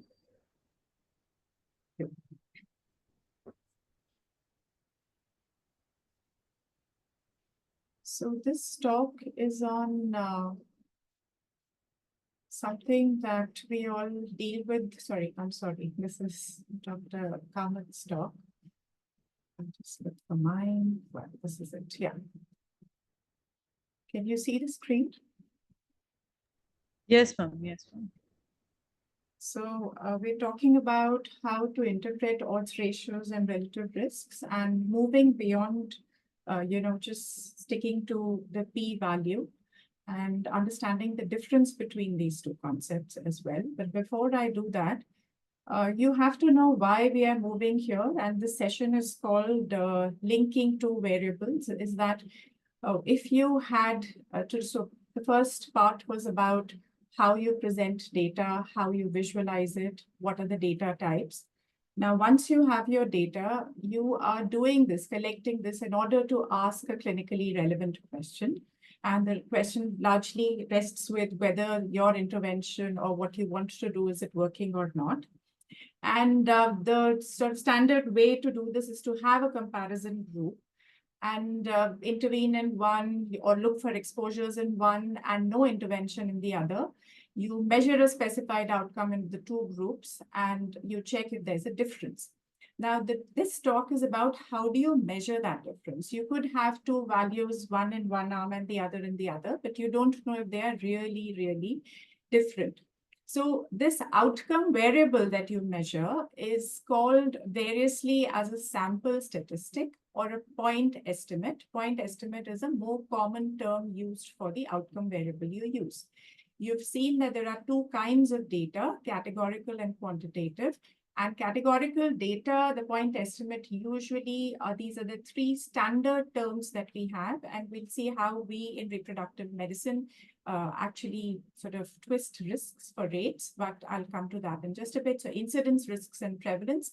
And within the quantitative data, the point estimate is a mean, median, or a mode. Now, point estimate, so we are not going into the quantitative because my talk is only about categorical outcomes. That's where risk ratios and relative risks and odds ratios come in. So we'll only be talking about categorical outcomes today. And I said there are 3 point estimates: incidence, risks, and prevalence. Incidence has already been specified. It's a rate at which people develop a new outcome per unit time. So if, for instance, there was this cohort study that determined that over 5 years of follow-up in 100,000 women who were on HRT, 50 new cases of breast cancer developed, then your incidence in this case becomes 10 per 100,000 women years. That will be 50 divided by 5, and your denominator is that weird kind of time event variable, which is 100,000 women years. What is a risk? Risk is proportion of people who develop an outcome after exposure. And so basically it is part of a whole, that the numbers who were exposed, how many actually had the outcome. So in the above example, you're not really considering the years. You had 50 cases at the end of your study. So your risk is 50 per 100,000 women years. What is prevalence? Prevalence are proportion of people who have an outcome at a given time point, old and new. And for instance, this study determined that infertility prevalence in Kashmir was 15%. So basically you go at interview that individual just once. You are looking at a population of, let's say, in a particular area. You go from door to door, find out what the whether you define infertility, how you will define it, and then go and check if people fall within that variable. And so if it is a yes, you say you put it down as 1. If it's no, you put it down as 0. And so the numbers who say they have infertility will become the prevalence. The difference between prevalence and incidence is that incidence you find out through longitudinal studies, which could be an RCT or cohort studies. Prevalence you find out through cross-sectional studies. Now, risk is what we are focusing on because reproductive medicine uses outcomes like live birth rates. So where do these fit in really? So it is a kind of risk, which we don't use that term because it's not right to say live birth risk. It's a happy outcome. So live birth rate is a kind of risk or proportion of people who have live births who have undergone IVF cycles. For instance, the study found out that 35% of people undergoing IVF would have live births. So now you have those point estimates. How do you ascertain that they are different?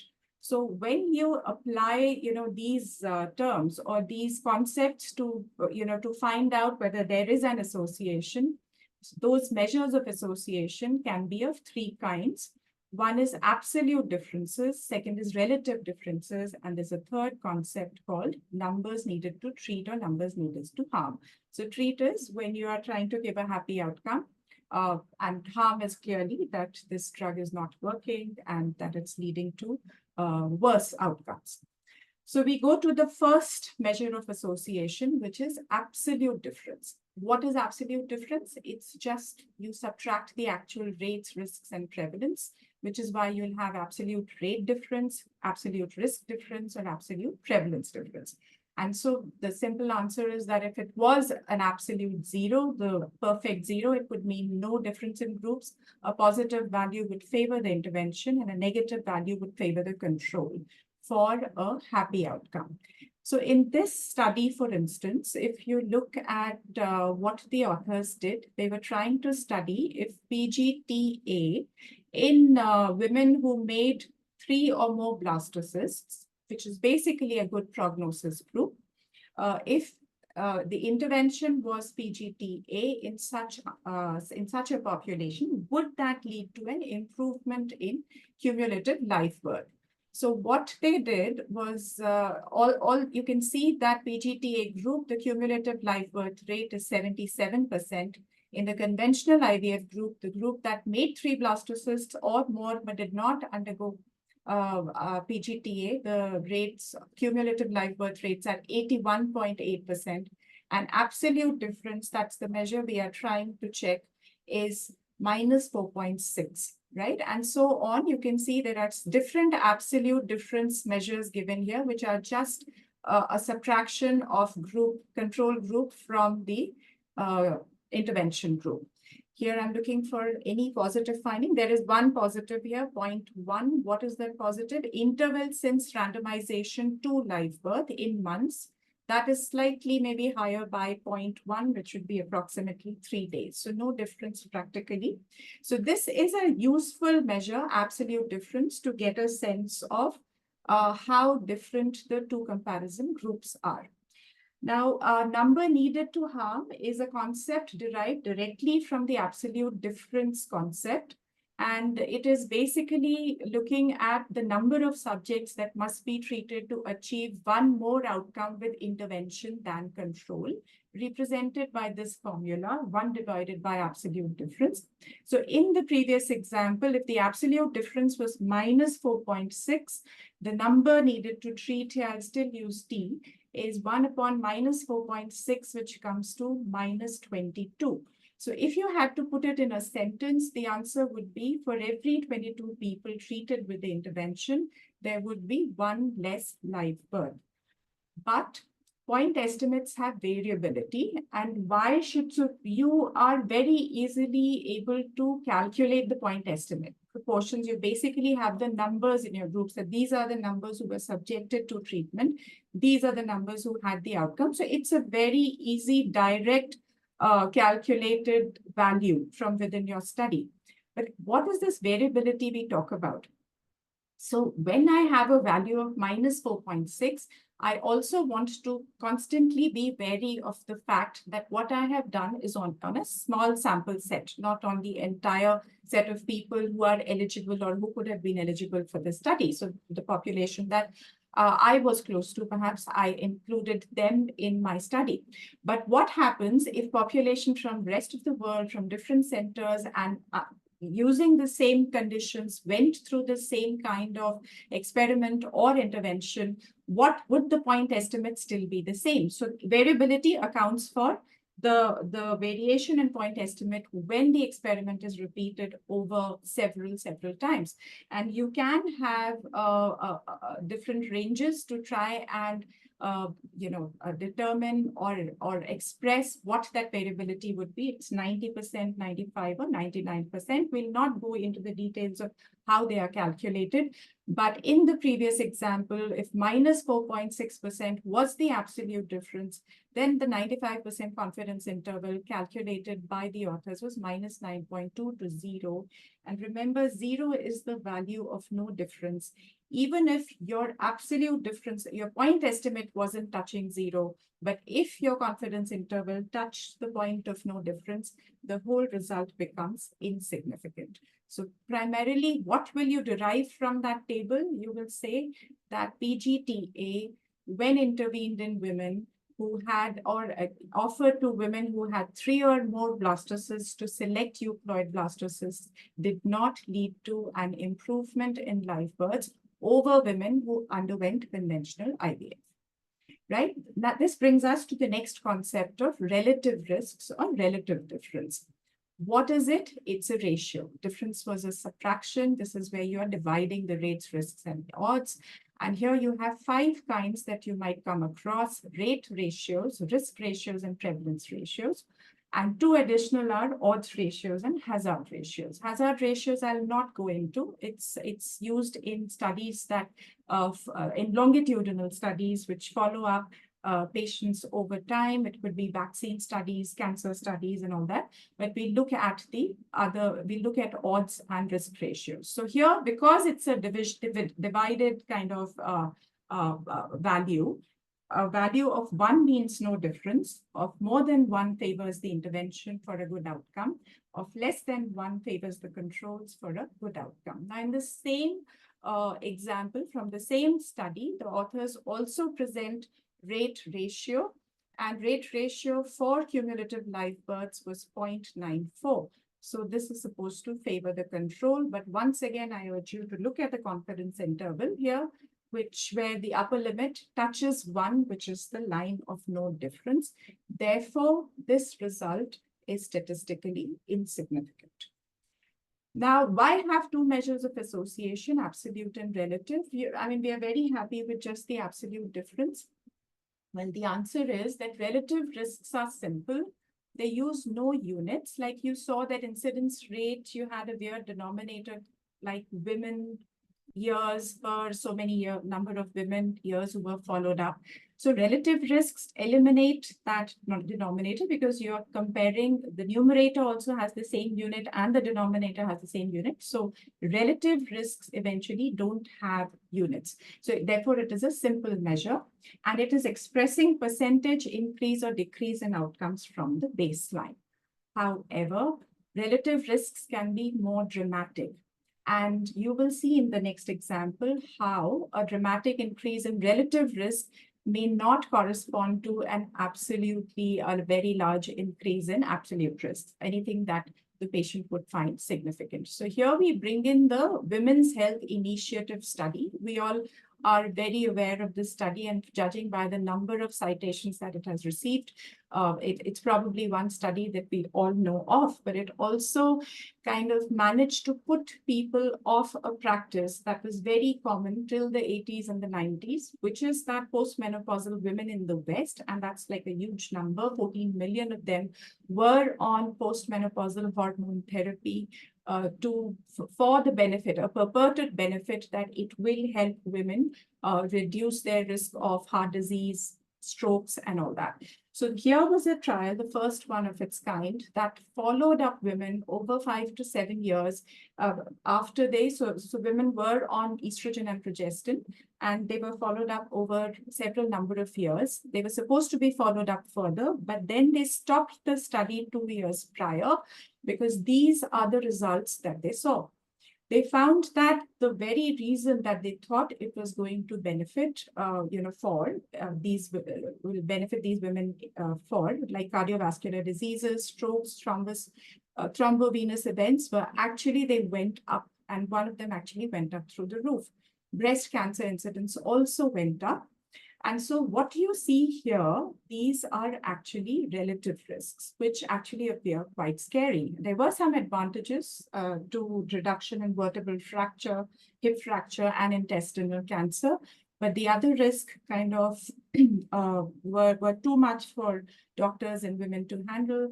And therefore, the trial was stopped and you couldn't go further, but also that the HRT was, lot of women got off HRT after the results were published. But there was a very measured way in which these results could be presented. And this is what absolute risks looked like from their abstract. What they said was,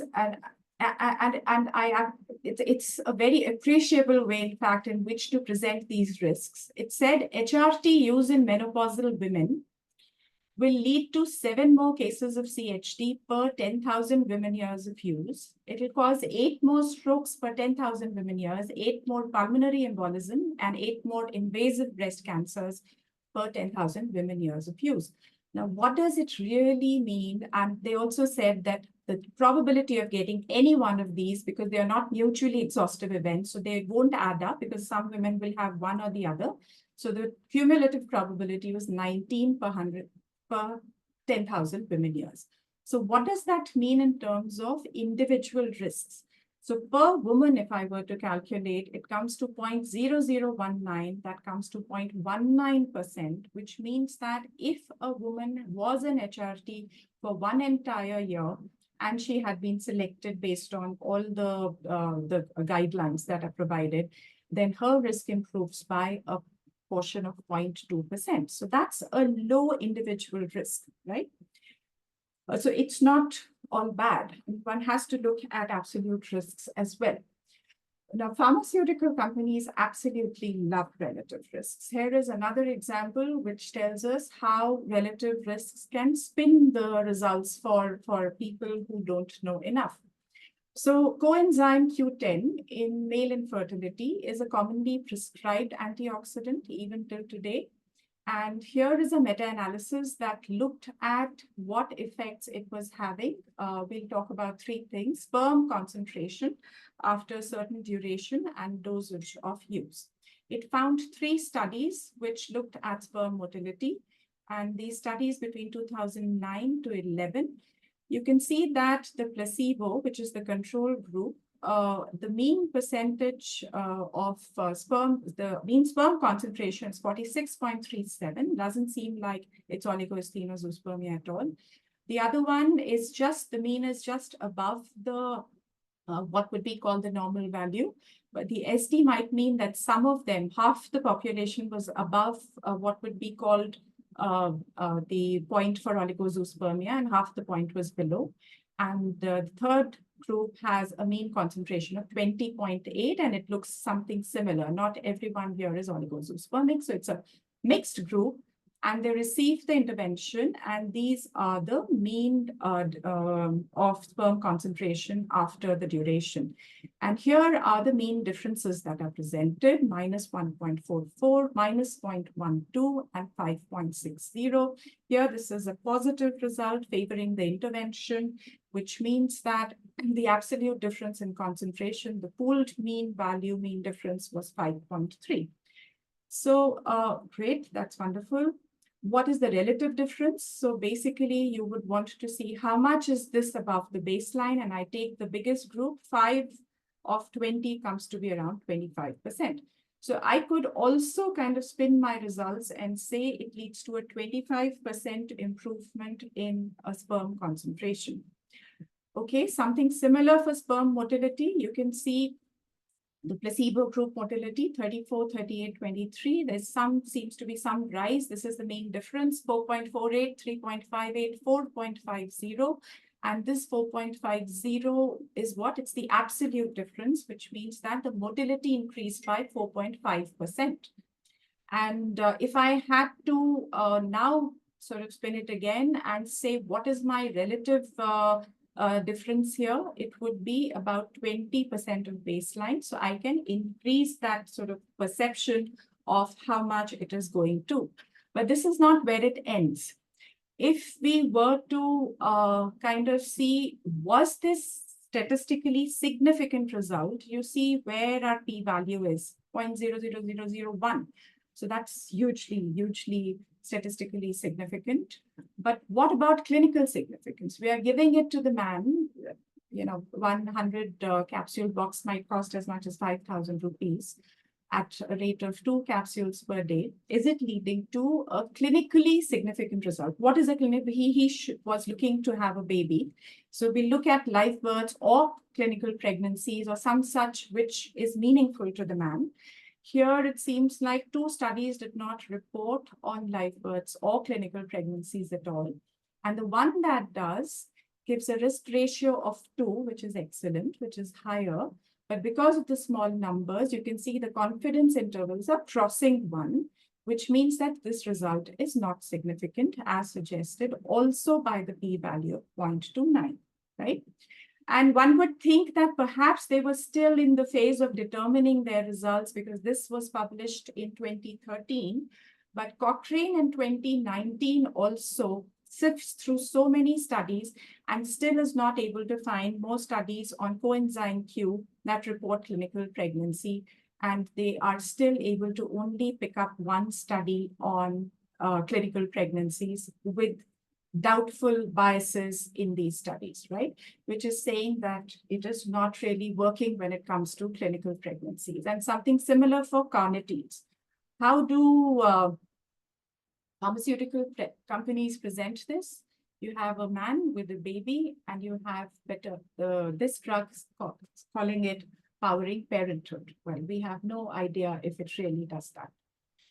So understand clinical significance versus statistical significance. That is the bottom line. And the larger message here is that if you allow the author of the paper or the pharmaceutical sort of company guy to come and sort of lead the discussion or this to tell you the story, you'll very easily be sucked into it if you if you haven't sort of understood these basics, right? So always look for absolute risks.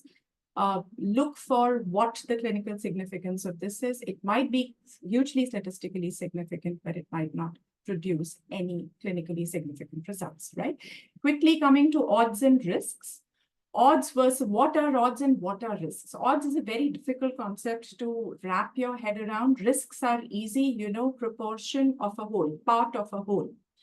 What are odds? Odds are ratio of the probability of an event occurring to the probability of it not occurring, represented by P upon 1 minus P.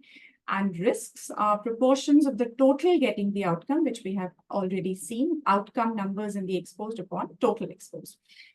What you need to know about odds is that it's not a proportion, first of all. Like we already said, it is what it is, but it will always be higher than its corresponding risk. So if let's just take the example of, a hypothetical example where the live birth rate in a certain population is 50%, which will, if you put it in fraction, it's 1/2. The odds will be 1/1. 1/2 is smaller than 1/1. Odds are higher here. If the live birth rate was 75% and you were to put it as 3/4, the odds are actually 3/1, 75 upon 25. It's 3/1 versus 3/4. If the live birth rates were 10%, which is 1/10, the odds are 1 upon 9. And if it is 1%, it is 1 upon 100 and 1/99. So yes, it is larger, but as you move towards a low prevalence of the outcome, or if the event rate is low or rare outcome you're dealing with, then you see that the odds are more or less equal to the risks, okay? And here the the value that has been decided for where you can interpret odds as risk is for event rate prevalence of 10% or so. Right? What are odds ratios versus risk ratios? Odds ratios are very simply the odds of an event in the exposed to the odds of that event in the unexposed. And that would be the formula. And risk ratio is proportion of exposed developing the outcome divided by proportion of unexposed developing the outcome. Now, odds are estimable in any kind of study, comparative study design, but to be able to estimate risk ratio, you need prospective studies. So this is an example of an odds ratio. So like I said, case-controlled studies will only return odds ratios. They can't return relative risks or incidence or any such. So here is an example of a study that was looking at how prevalent was the history of use of fertility drugs in women with ovarian cancer, who were considered the cases, and in women without ovarian cancer. And clearly, you can't really estimate prevalence here or risk here, because you see cases are 226 and controls are 182. And when in reality, we know that it's only less than 1% of women who will actually have ovarian cancer. So a case control study is limited by the fact that you have chosen your controls from a very large group of controls. You may have chosen all the possible cases that you see, but controls are very, very limited in order to just match these cases. So infertility drug use, if this is how your figures are distributed, then the odds ratio would look like this, and it will be 0.82 in this example. There are two more points I'd like to highlight before I end this. For rare outcomes, like we already saw, odds could be interpreted as risk. Similarly, for rare outcomes, odds ratios can also be interpreted as risk ratios. So in this example, if the outcome rate, event rate was 3% in the intervention group and 1% in the control, the relative risk is 3, and the odds ratio based on that formula is 3.06. Therefore, in such a case, odds ratios can be interpreted as relative risks. For common outcomes, however, odds ratios cannot be interpreted as relative risks. So if you had the outcome rate of 60% in the exposed group versus 20% in the no exposed group, you will have a relative risk of 3, but you'd have an odds, which is twice that number of 6. So while you can say that the exposed group was at a 3 times higher chance of getting the outcome than the unexposed, which is what the intuitive thing and the right thing here to say is, but you cannot say that the exposed group was at a 6 times higher chance than getting the outcome than the unexposed group. Here, therefore, for common outcomes, odds ratios are not equal to risk ratios. So just to kind of reiterate what I have just said, in the ratio, when you have ratios or when you have relative risks, which is a generic term I used for rate ratios, odds ratios, hazard ratios, the null value is at 1. And for relative risks that are larger than 1, the odds ratio will be even bigger than the relative ratio.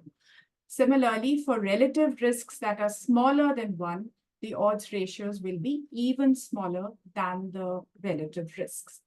So, and if it's a common outcome, the distortion will be much larger. But for rare outcomes, the odds ratios come closer to the relative risks, right? Why use odds ratios at all when an intuitive measure like risk ratio exists? We already saw that case control studies can only return odds ratios, not any other measures. And the other thing is that when you are trying to determine what are the factors that influence an outcome, which is known as a prognostic study, or you want to find out the predictors of, let's say, live birth, you look at multiple factors and you try to adjust for them, for the confounders as well. So when you adjust for the confounders, the measure you use, statistical measure, it's called regression. So regression models return odds ratios. And this is the reason why most of our papers will continue to have odds ratios and not rate ratios. This is the end. Odds is not a proportion. Odds is not the risk of an event occurring. Odds are always larger than their corresponding risks. Odds ratios should not be interpreted as risk ratios. Odds ratios exaggerate likelihood of event for common outcomes, and odds ratios are equivalent or can be interpreted as risk ratios for uncommon outcomes. Thank you.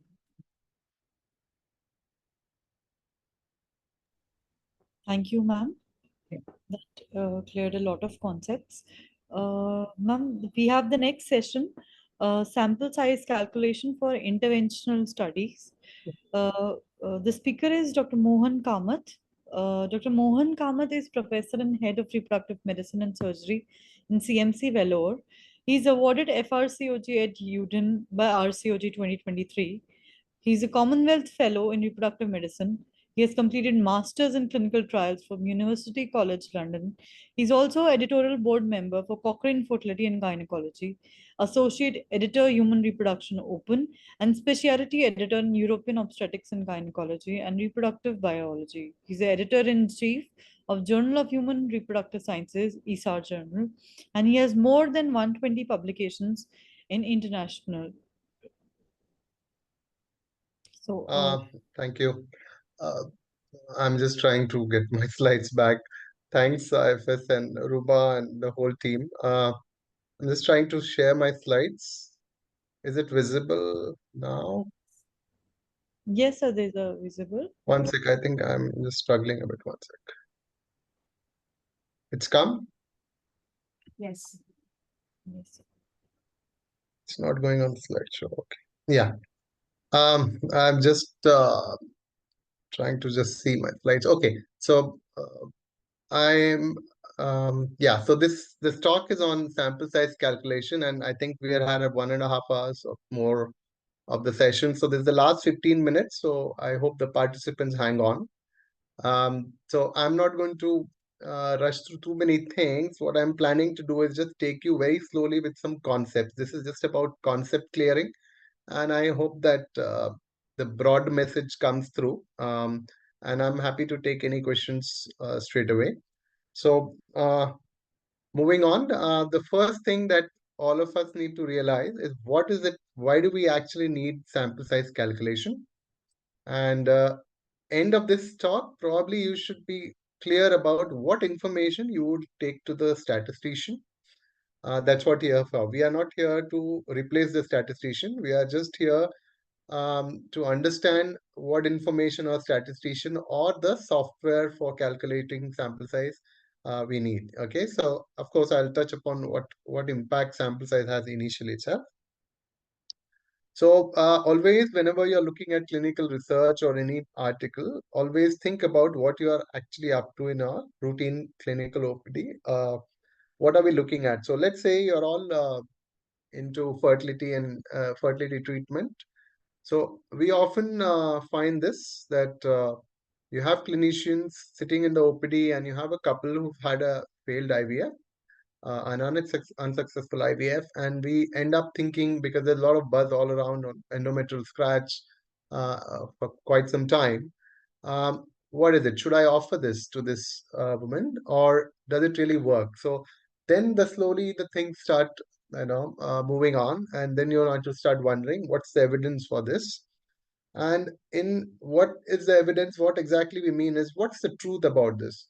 Does it really work or it doesn't work? We want a clear yes or no answer. And that's the problem here, because the answers are not easy to come by. So impact of sample size is something like, I think I use the analogy of the exit polls, the election and the exit polls. So we cannot really randomize the whole world population. So if you're looking at a population, let's say, of unsuccessful IVFs, that is one or more failures, we can't really randomize the whole world, all the ladies who are undergoing IVF and had a failure. We can only get a snapshot, a small group of them, it's a small cohort. And that's the, limitation that we have to work under. So it's just like this exit poll where you can't go and check the, the thinking of all those who voted. You can just sample, okay, out of the polling booth, let's say 100 people were coming out, you could sample 10 and try to figure out what the remaining 90 did. Okay, remember this all along. So the simple truth is that the larger the sample size, we are more likely to be closer to the truth. So when you start seeing very small studies, it's always going to be an issue, because we could be horribly wrong in our finding. And that's what happens, in the election. If you see, the exit polls can go so wrong and so right. It all depends upon how we sample, and obviously the way we sample, you can't be biased in the way you take your sampling. So I like to always watch this, the analogy in election, because it really relates to what we are actually doing in our studies. Anyway, there are certain general principles that all of us who are here should probably just think it over. Um, it's not possible, as I mentioned, to randomize the whole world, all the population, all the, let's say, if you're looking at PCOS or endometriosis, you can't randomize the whole world. And for that fact, we can never know the complete truth for any intervention. Okay, the truth is going to be elusive. You cannot really find it out. That's something that it's a very important point, and that's why whenever I always urge that we can never be 100% sure about any intervention. So all my talks, I always am very cautious because I understand the limitations of clinical research. Whereas I find many of our colleagues saying this works really well, that works really well. You can never be so sure in science, that the type of science that we practice. We can only be cautious, optimistic, and so on. Now, what actually sample size does and why it is so important is that it really has a direct impact on funding and manpower, logistics, and everything that comes with it. Um, Remember that this is very important. Now, a lot of trials that we do something called very small Mickey Mouse trials, I call it, which really aren't the landmark trials that the industry does or the big groups do. And for them, the logistics and the money really matters. Okay, so if you have huge sample size, it's going to mean billions or millions of dollars or a lot of manpower and so on. So it has a direct impact on resources. It has an impact on feasibility. Let's say that I have students who are doing DM or MCH or let's say OBGYN and PG. You have 3 years of your student time and you have a thesis to complete. Obviously, your timeline is within 1 year or 1.5 years because you have to get approvals and you have to present the thesis. So you have maximum of 18 to 20 months. So if your trial is a large trial, you're unlikely to complete it. So the sample size has a direct impact on the life timeline. Of course, then there are other issues as well. It disrupts the routine clinical practice. So you would rather get back to your routine clinical care for those patients than having more and more patients going through the trial algorithm. Finally, of course, the ethics is very important. You can't have a trial which goes on when we know the answer much earlier. So let's say we find that some drug is really life-saving. We can't go on randomizing more and more people on control arm and deny them of the rightful treatment. So there are a lot of ethical elements as well, and we have to be always conscious of these. Now, let me just take you through a very simple 2 clinical questions I'm trying to answer during this talk. So the first one is a non-ART one. It's about, I'm talking about a drug or a new intervention. I'm keeping it a lifestyle intervention. It's a customized lifestyle intervention to improve live birth rate in women with PCOS compared to the usual care, which would mean letrozole with usual dietary advice. That's the first question that I'm trying to answer. And the second one is endometrial scratch. Does it improve clinical pregnancy in women undergoing IVF with previous unsuccessful cycle? So the PICO statement for them is population we know, women with PCOS, intervention, individualized lifestyle with 3 cycles of letrozole, control, usual dietary one-time advice and letrozole. Outcome, live birth. Timeline, we're looking at 6 months of intervention. Similarly, the other PICO you can see here, women who are undergoing IVF with the previous unsuccessful cycle, intervention is scratch, comparison no scratch, outcome clinical pregnancy. Now take a pause and just think what are the 4 possible outcomes uh, out of this question. Now there are 4 outcomes. You could have an situation where the intervention does not work. That is the truth. And we get it right. That means we got it right. We also said that it's not working. Then there is intervention does not work. That's the truth. And we say, no, it works. This is in another way called alpha error. Okay, it's false positive. The other possibility is that intervention works and we get it right. We say, okay, it works after the trial. Similarly, the final possibility is the intervention works, that is, the endometrial scratch is working, but we say it's not working after the trial. That's called the power of study. So the highlight, I have done highlight for the 2 statements. Those statements actually are something that we will never come to know. That is, we will never know the truth.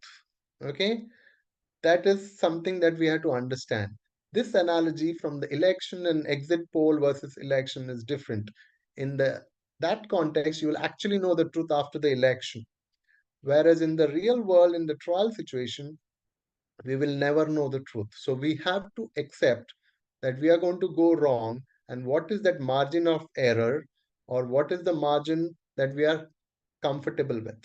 So that is where the alpha error and power of study come. So I'm just going to highlight this again and again because these are very important concepts, but don't get too worried if it's not really clear, because end of the day, these these 2 points are actually fixed by statistician already, and most of the times you also know about it. So we don't really need to worry, but we just need to know the concept. So these are the 4 things required. I'm going to go step by step. The last 3, that is again the alpha error, the power of the study, and one-sided or two-sided are fixed.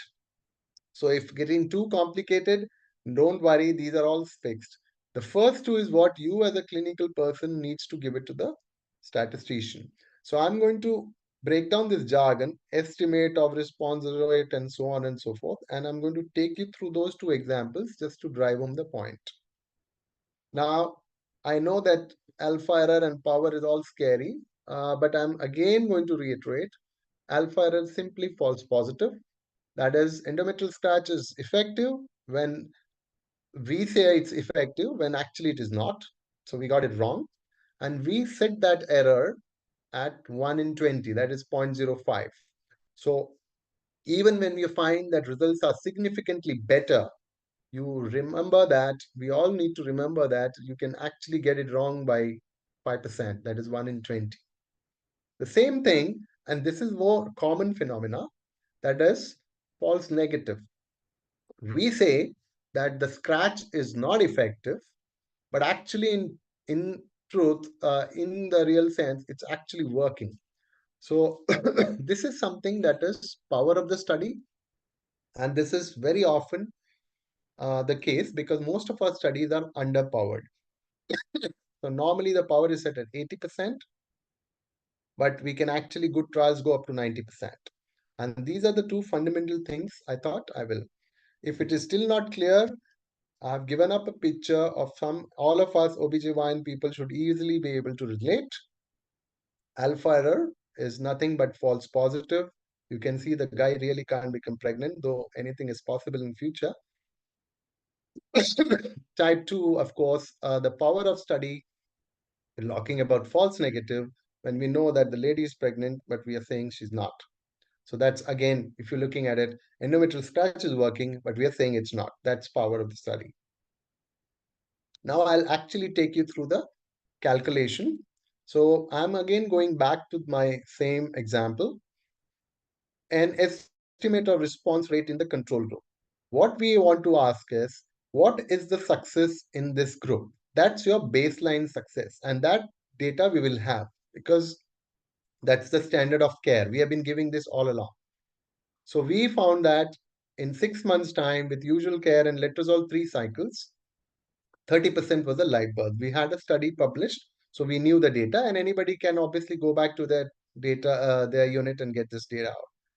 Now, what we wanted for our trial was what is the likely improvement from the baseline, that is from the control group, how much improvement is expected because of the new intervention. The new intervention we are talking about here is an individualized lifestyle intervention.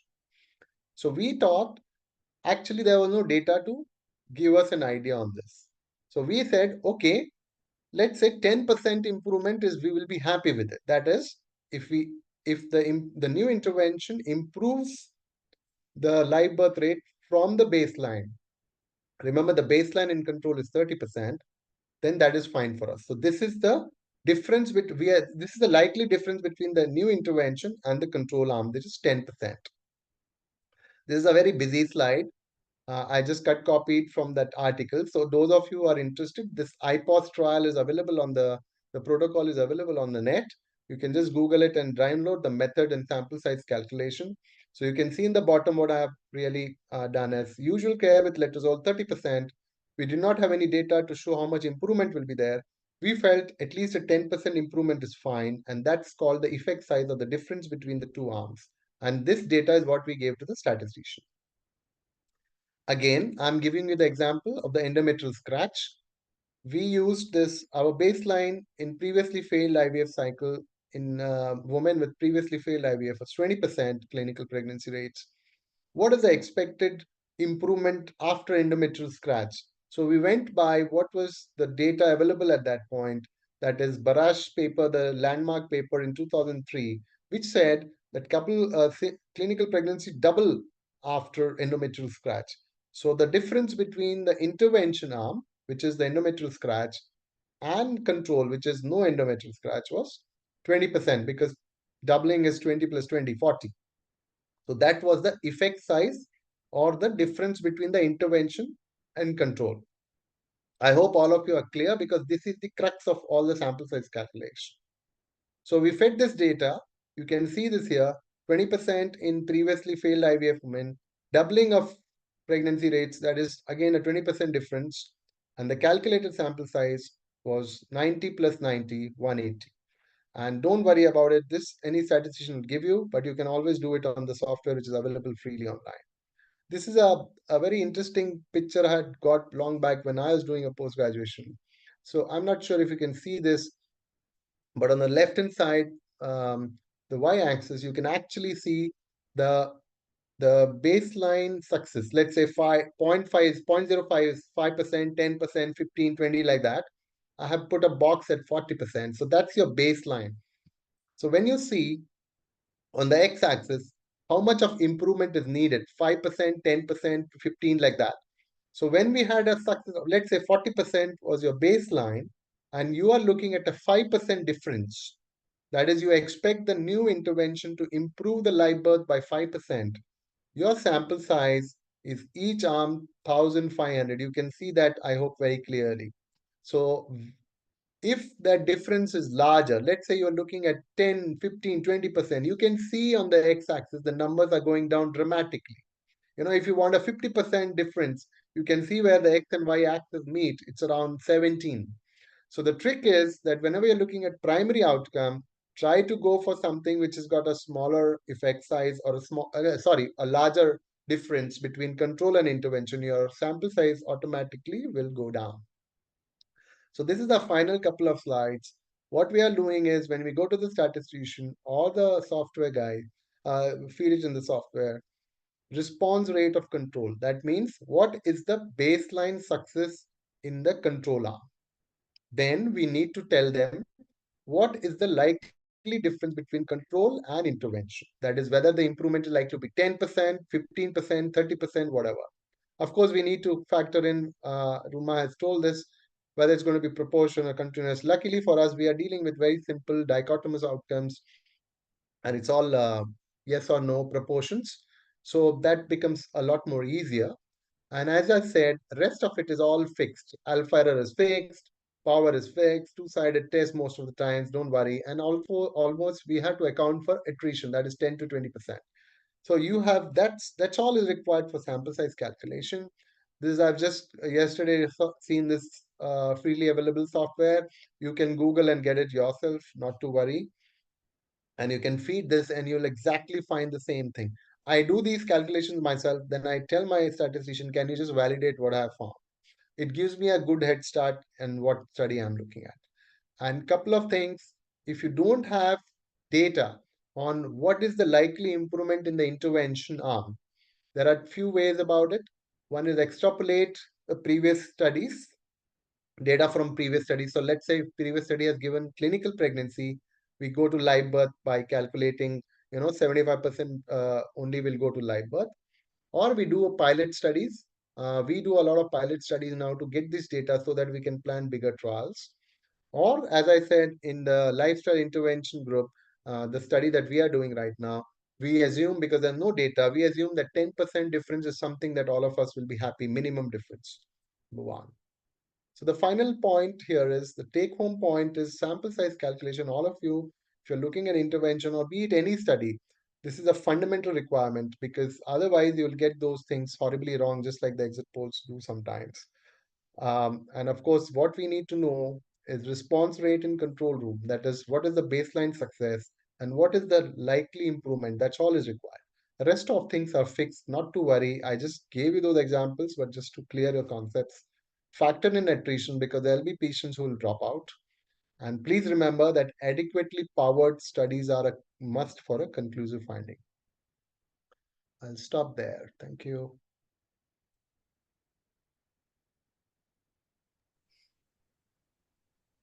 Thank you, sir. There were a few questions in this session too. Uh, the first question is, please explain the difference between standard error and standard deviation. This ma'am has already. Yeah, it just needs a little bit more explanation, but before I get to that, that was an excellent talk, Mohan.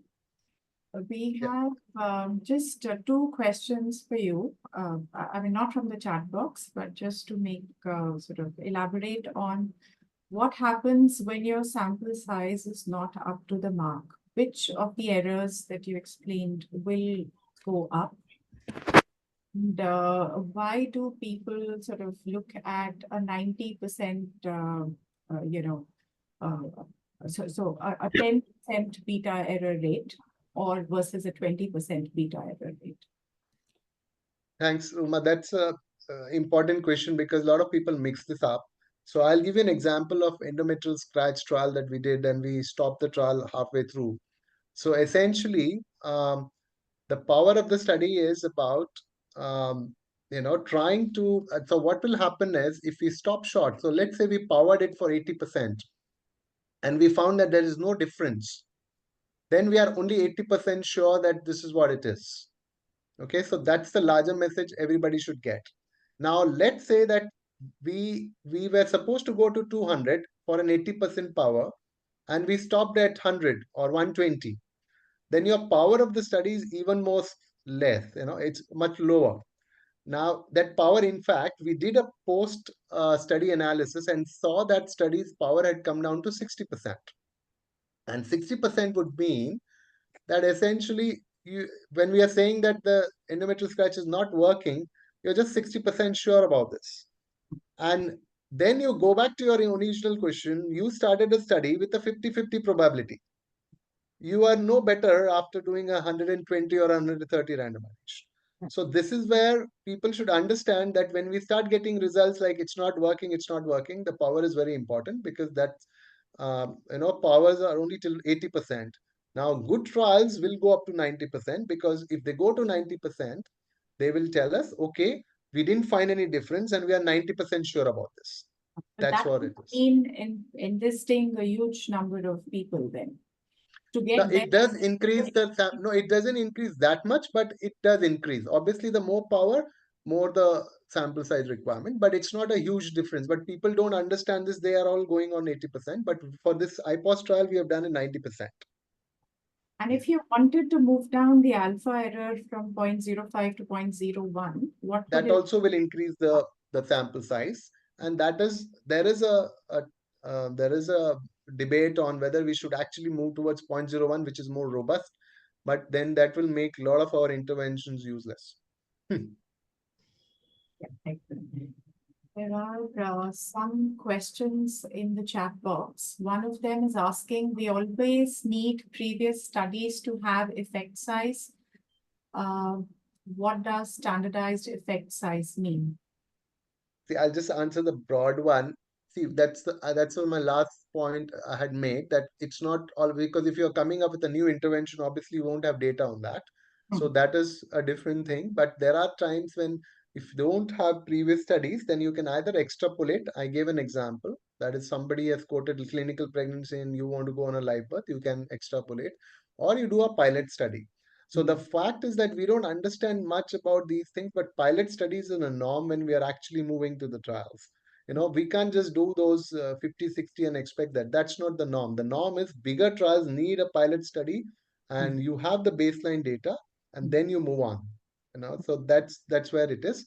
And finally, if you can't, like I have taken that the IPOS trial is a public health initiative. No, you're looking at lifestyle intervention. So we didn't have data. We felt like you get together some 10 people and say, okay, what is the minimum improvement that you would be happy to, then only you'll implement this. So that's where the assumption comes. So we took it at 10%. Okay, so standard error versus standard deviation. I had just begun to answer that. If you want to take it. No, I think that's for you. It's too heavy for me now. Yeah. Standard deviation is the variability of a continuous variable. So let's say you were talking about AMH, and you said my mean AMH levels were 2 nanograms and 95%. So the confidence or the standard deviation, one standard deviation was about 0.5. So you say that it will most likely so this standard deviation is coming from each and every individual that you have enrolled by calculating statistics from within your sample. Standard error is a measure which will give you a margin of error for when several samples were taken from across the population, which is not your actual population. So your population will determine what the sample mean is likely to be if the experiment was run several times over. So the difference is like the word you use is descriptive statistics and inferential statistics. So standard deviation is a direct calculation from your sample. Standard error is something that you infer from your sample, and you are basically making a prediction for where the sample mean will lie if the experiment was run 100 times, 1,000 times, 10,000 times over, right? So that's the difference. For all outcome variables, you have to mention standard error, margin of error, like Mohan was talking about election results. So where we say that this is the possible probability of this party getting these many seats, there will always be a margin of error from here to there. And that is based on study of one sample, but you use some statistics to say how different samples would behave, and that becomes the margin of error. I hope that's clear. Dr. Garima is still here with us. Garima? Okay, I can see her, but she's... Yeah, hi. Yeah. Hi. Yeah. So would you like to respond to... so you had a great presentation on histograms and bar diagrams. And so if you had to give a take-home message for different kinds of data, what are sort of the commonly used data visualization methods? What would it be in maybe 3 or 4 sentences? Yeah, so I would say that data visualization is a lot, like from simple bar charts and diagrams and histograms, which they will be using, to very complex apps and all that we are using. So depending on your data, tables is something that we all use, and depending on the type of data, if it's a discrete variables, if it's qualitative variables, I would go ahead with bar diagrams, which is something that these people are also commonly using in their dissertation and thesis. For intervals and for frequencies, I would go for histograms. And I think box plots is not so much for the dissertation, but it's more for their understanding of studies which are done on larger population and more complex data for their understanding. That is there. Excellent. Thank you. Dr. Jindal, if you are there, would you like to give us some parting gyan? Ma'am, if you're there, yeah. I'm very much there. Yes, ma'am. And, actually, a very exhaustive and elaborative talks on all the topics. And I'm sure the audience must have benefited from this. But I think, speaking from my personal experience, this all research methodologies, statistics, and all these things are so volatile.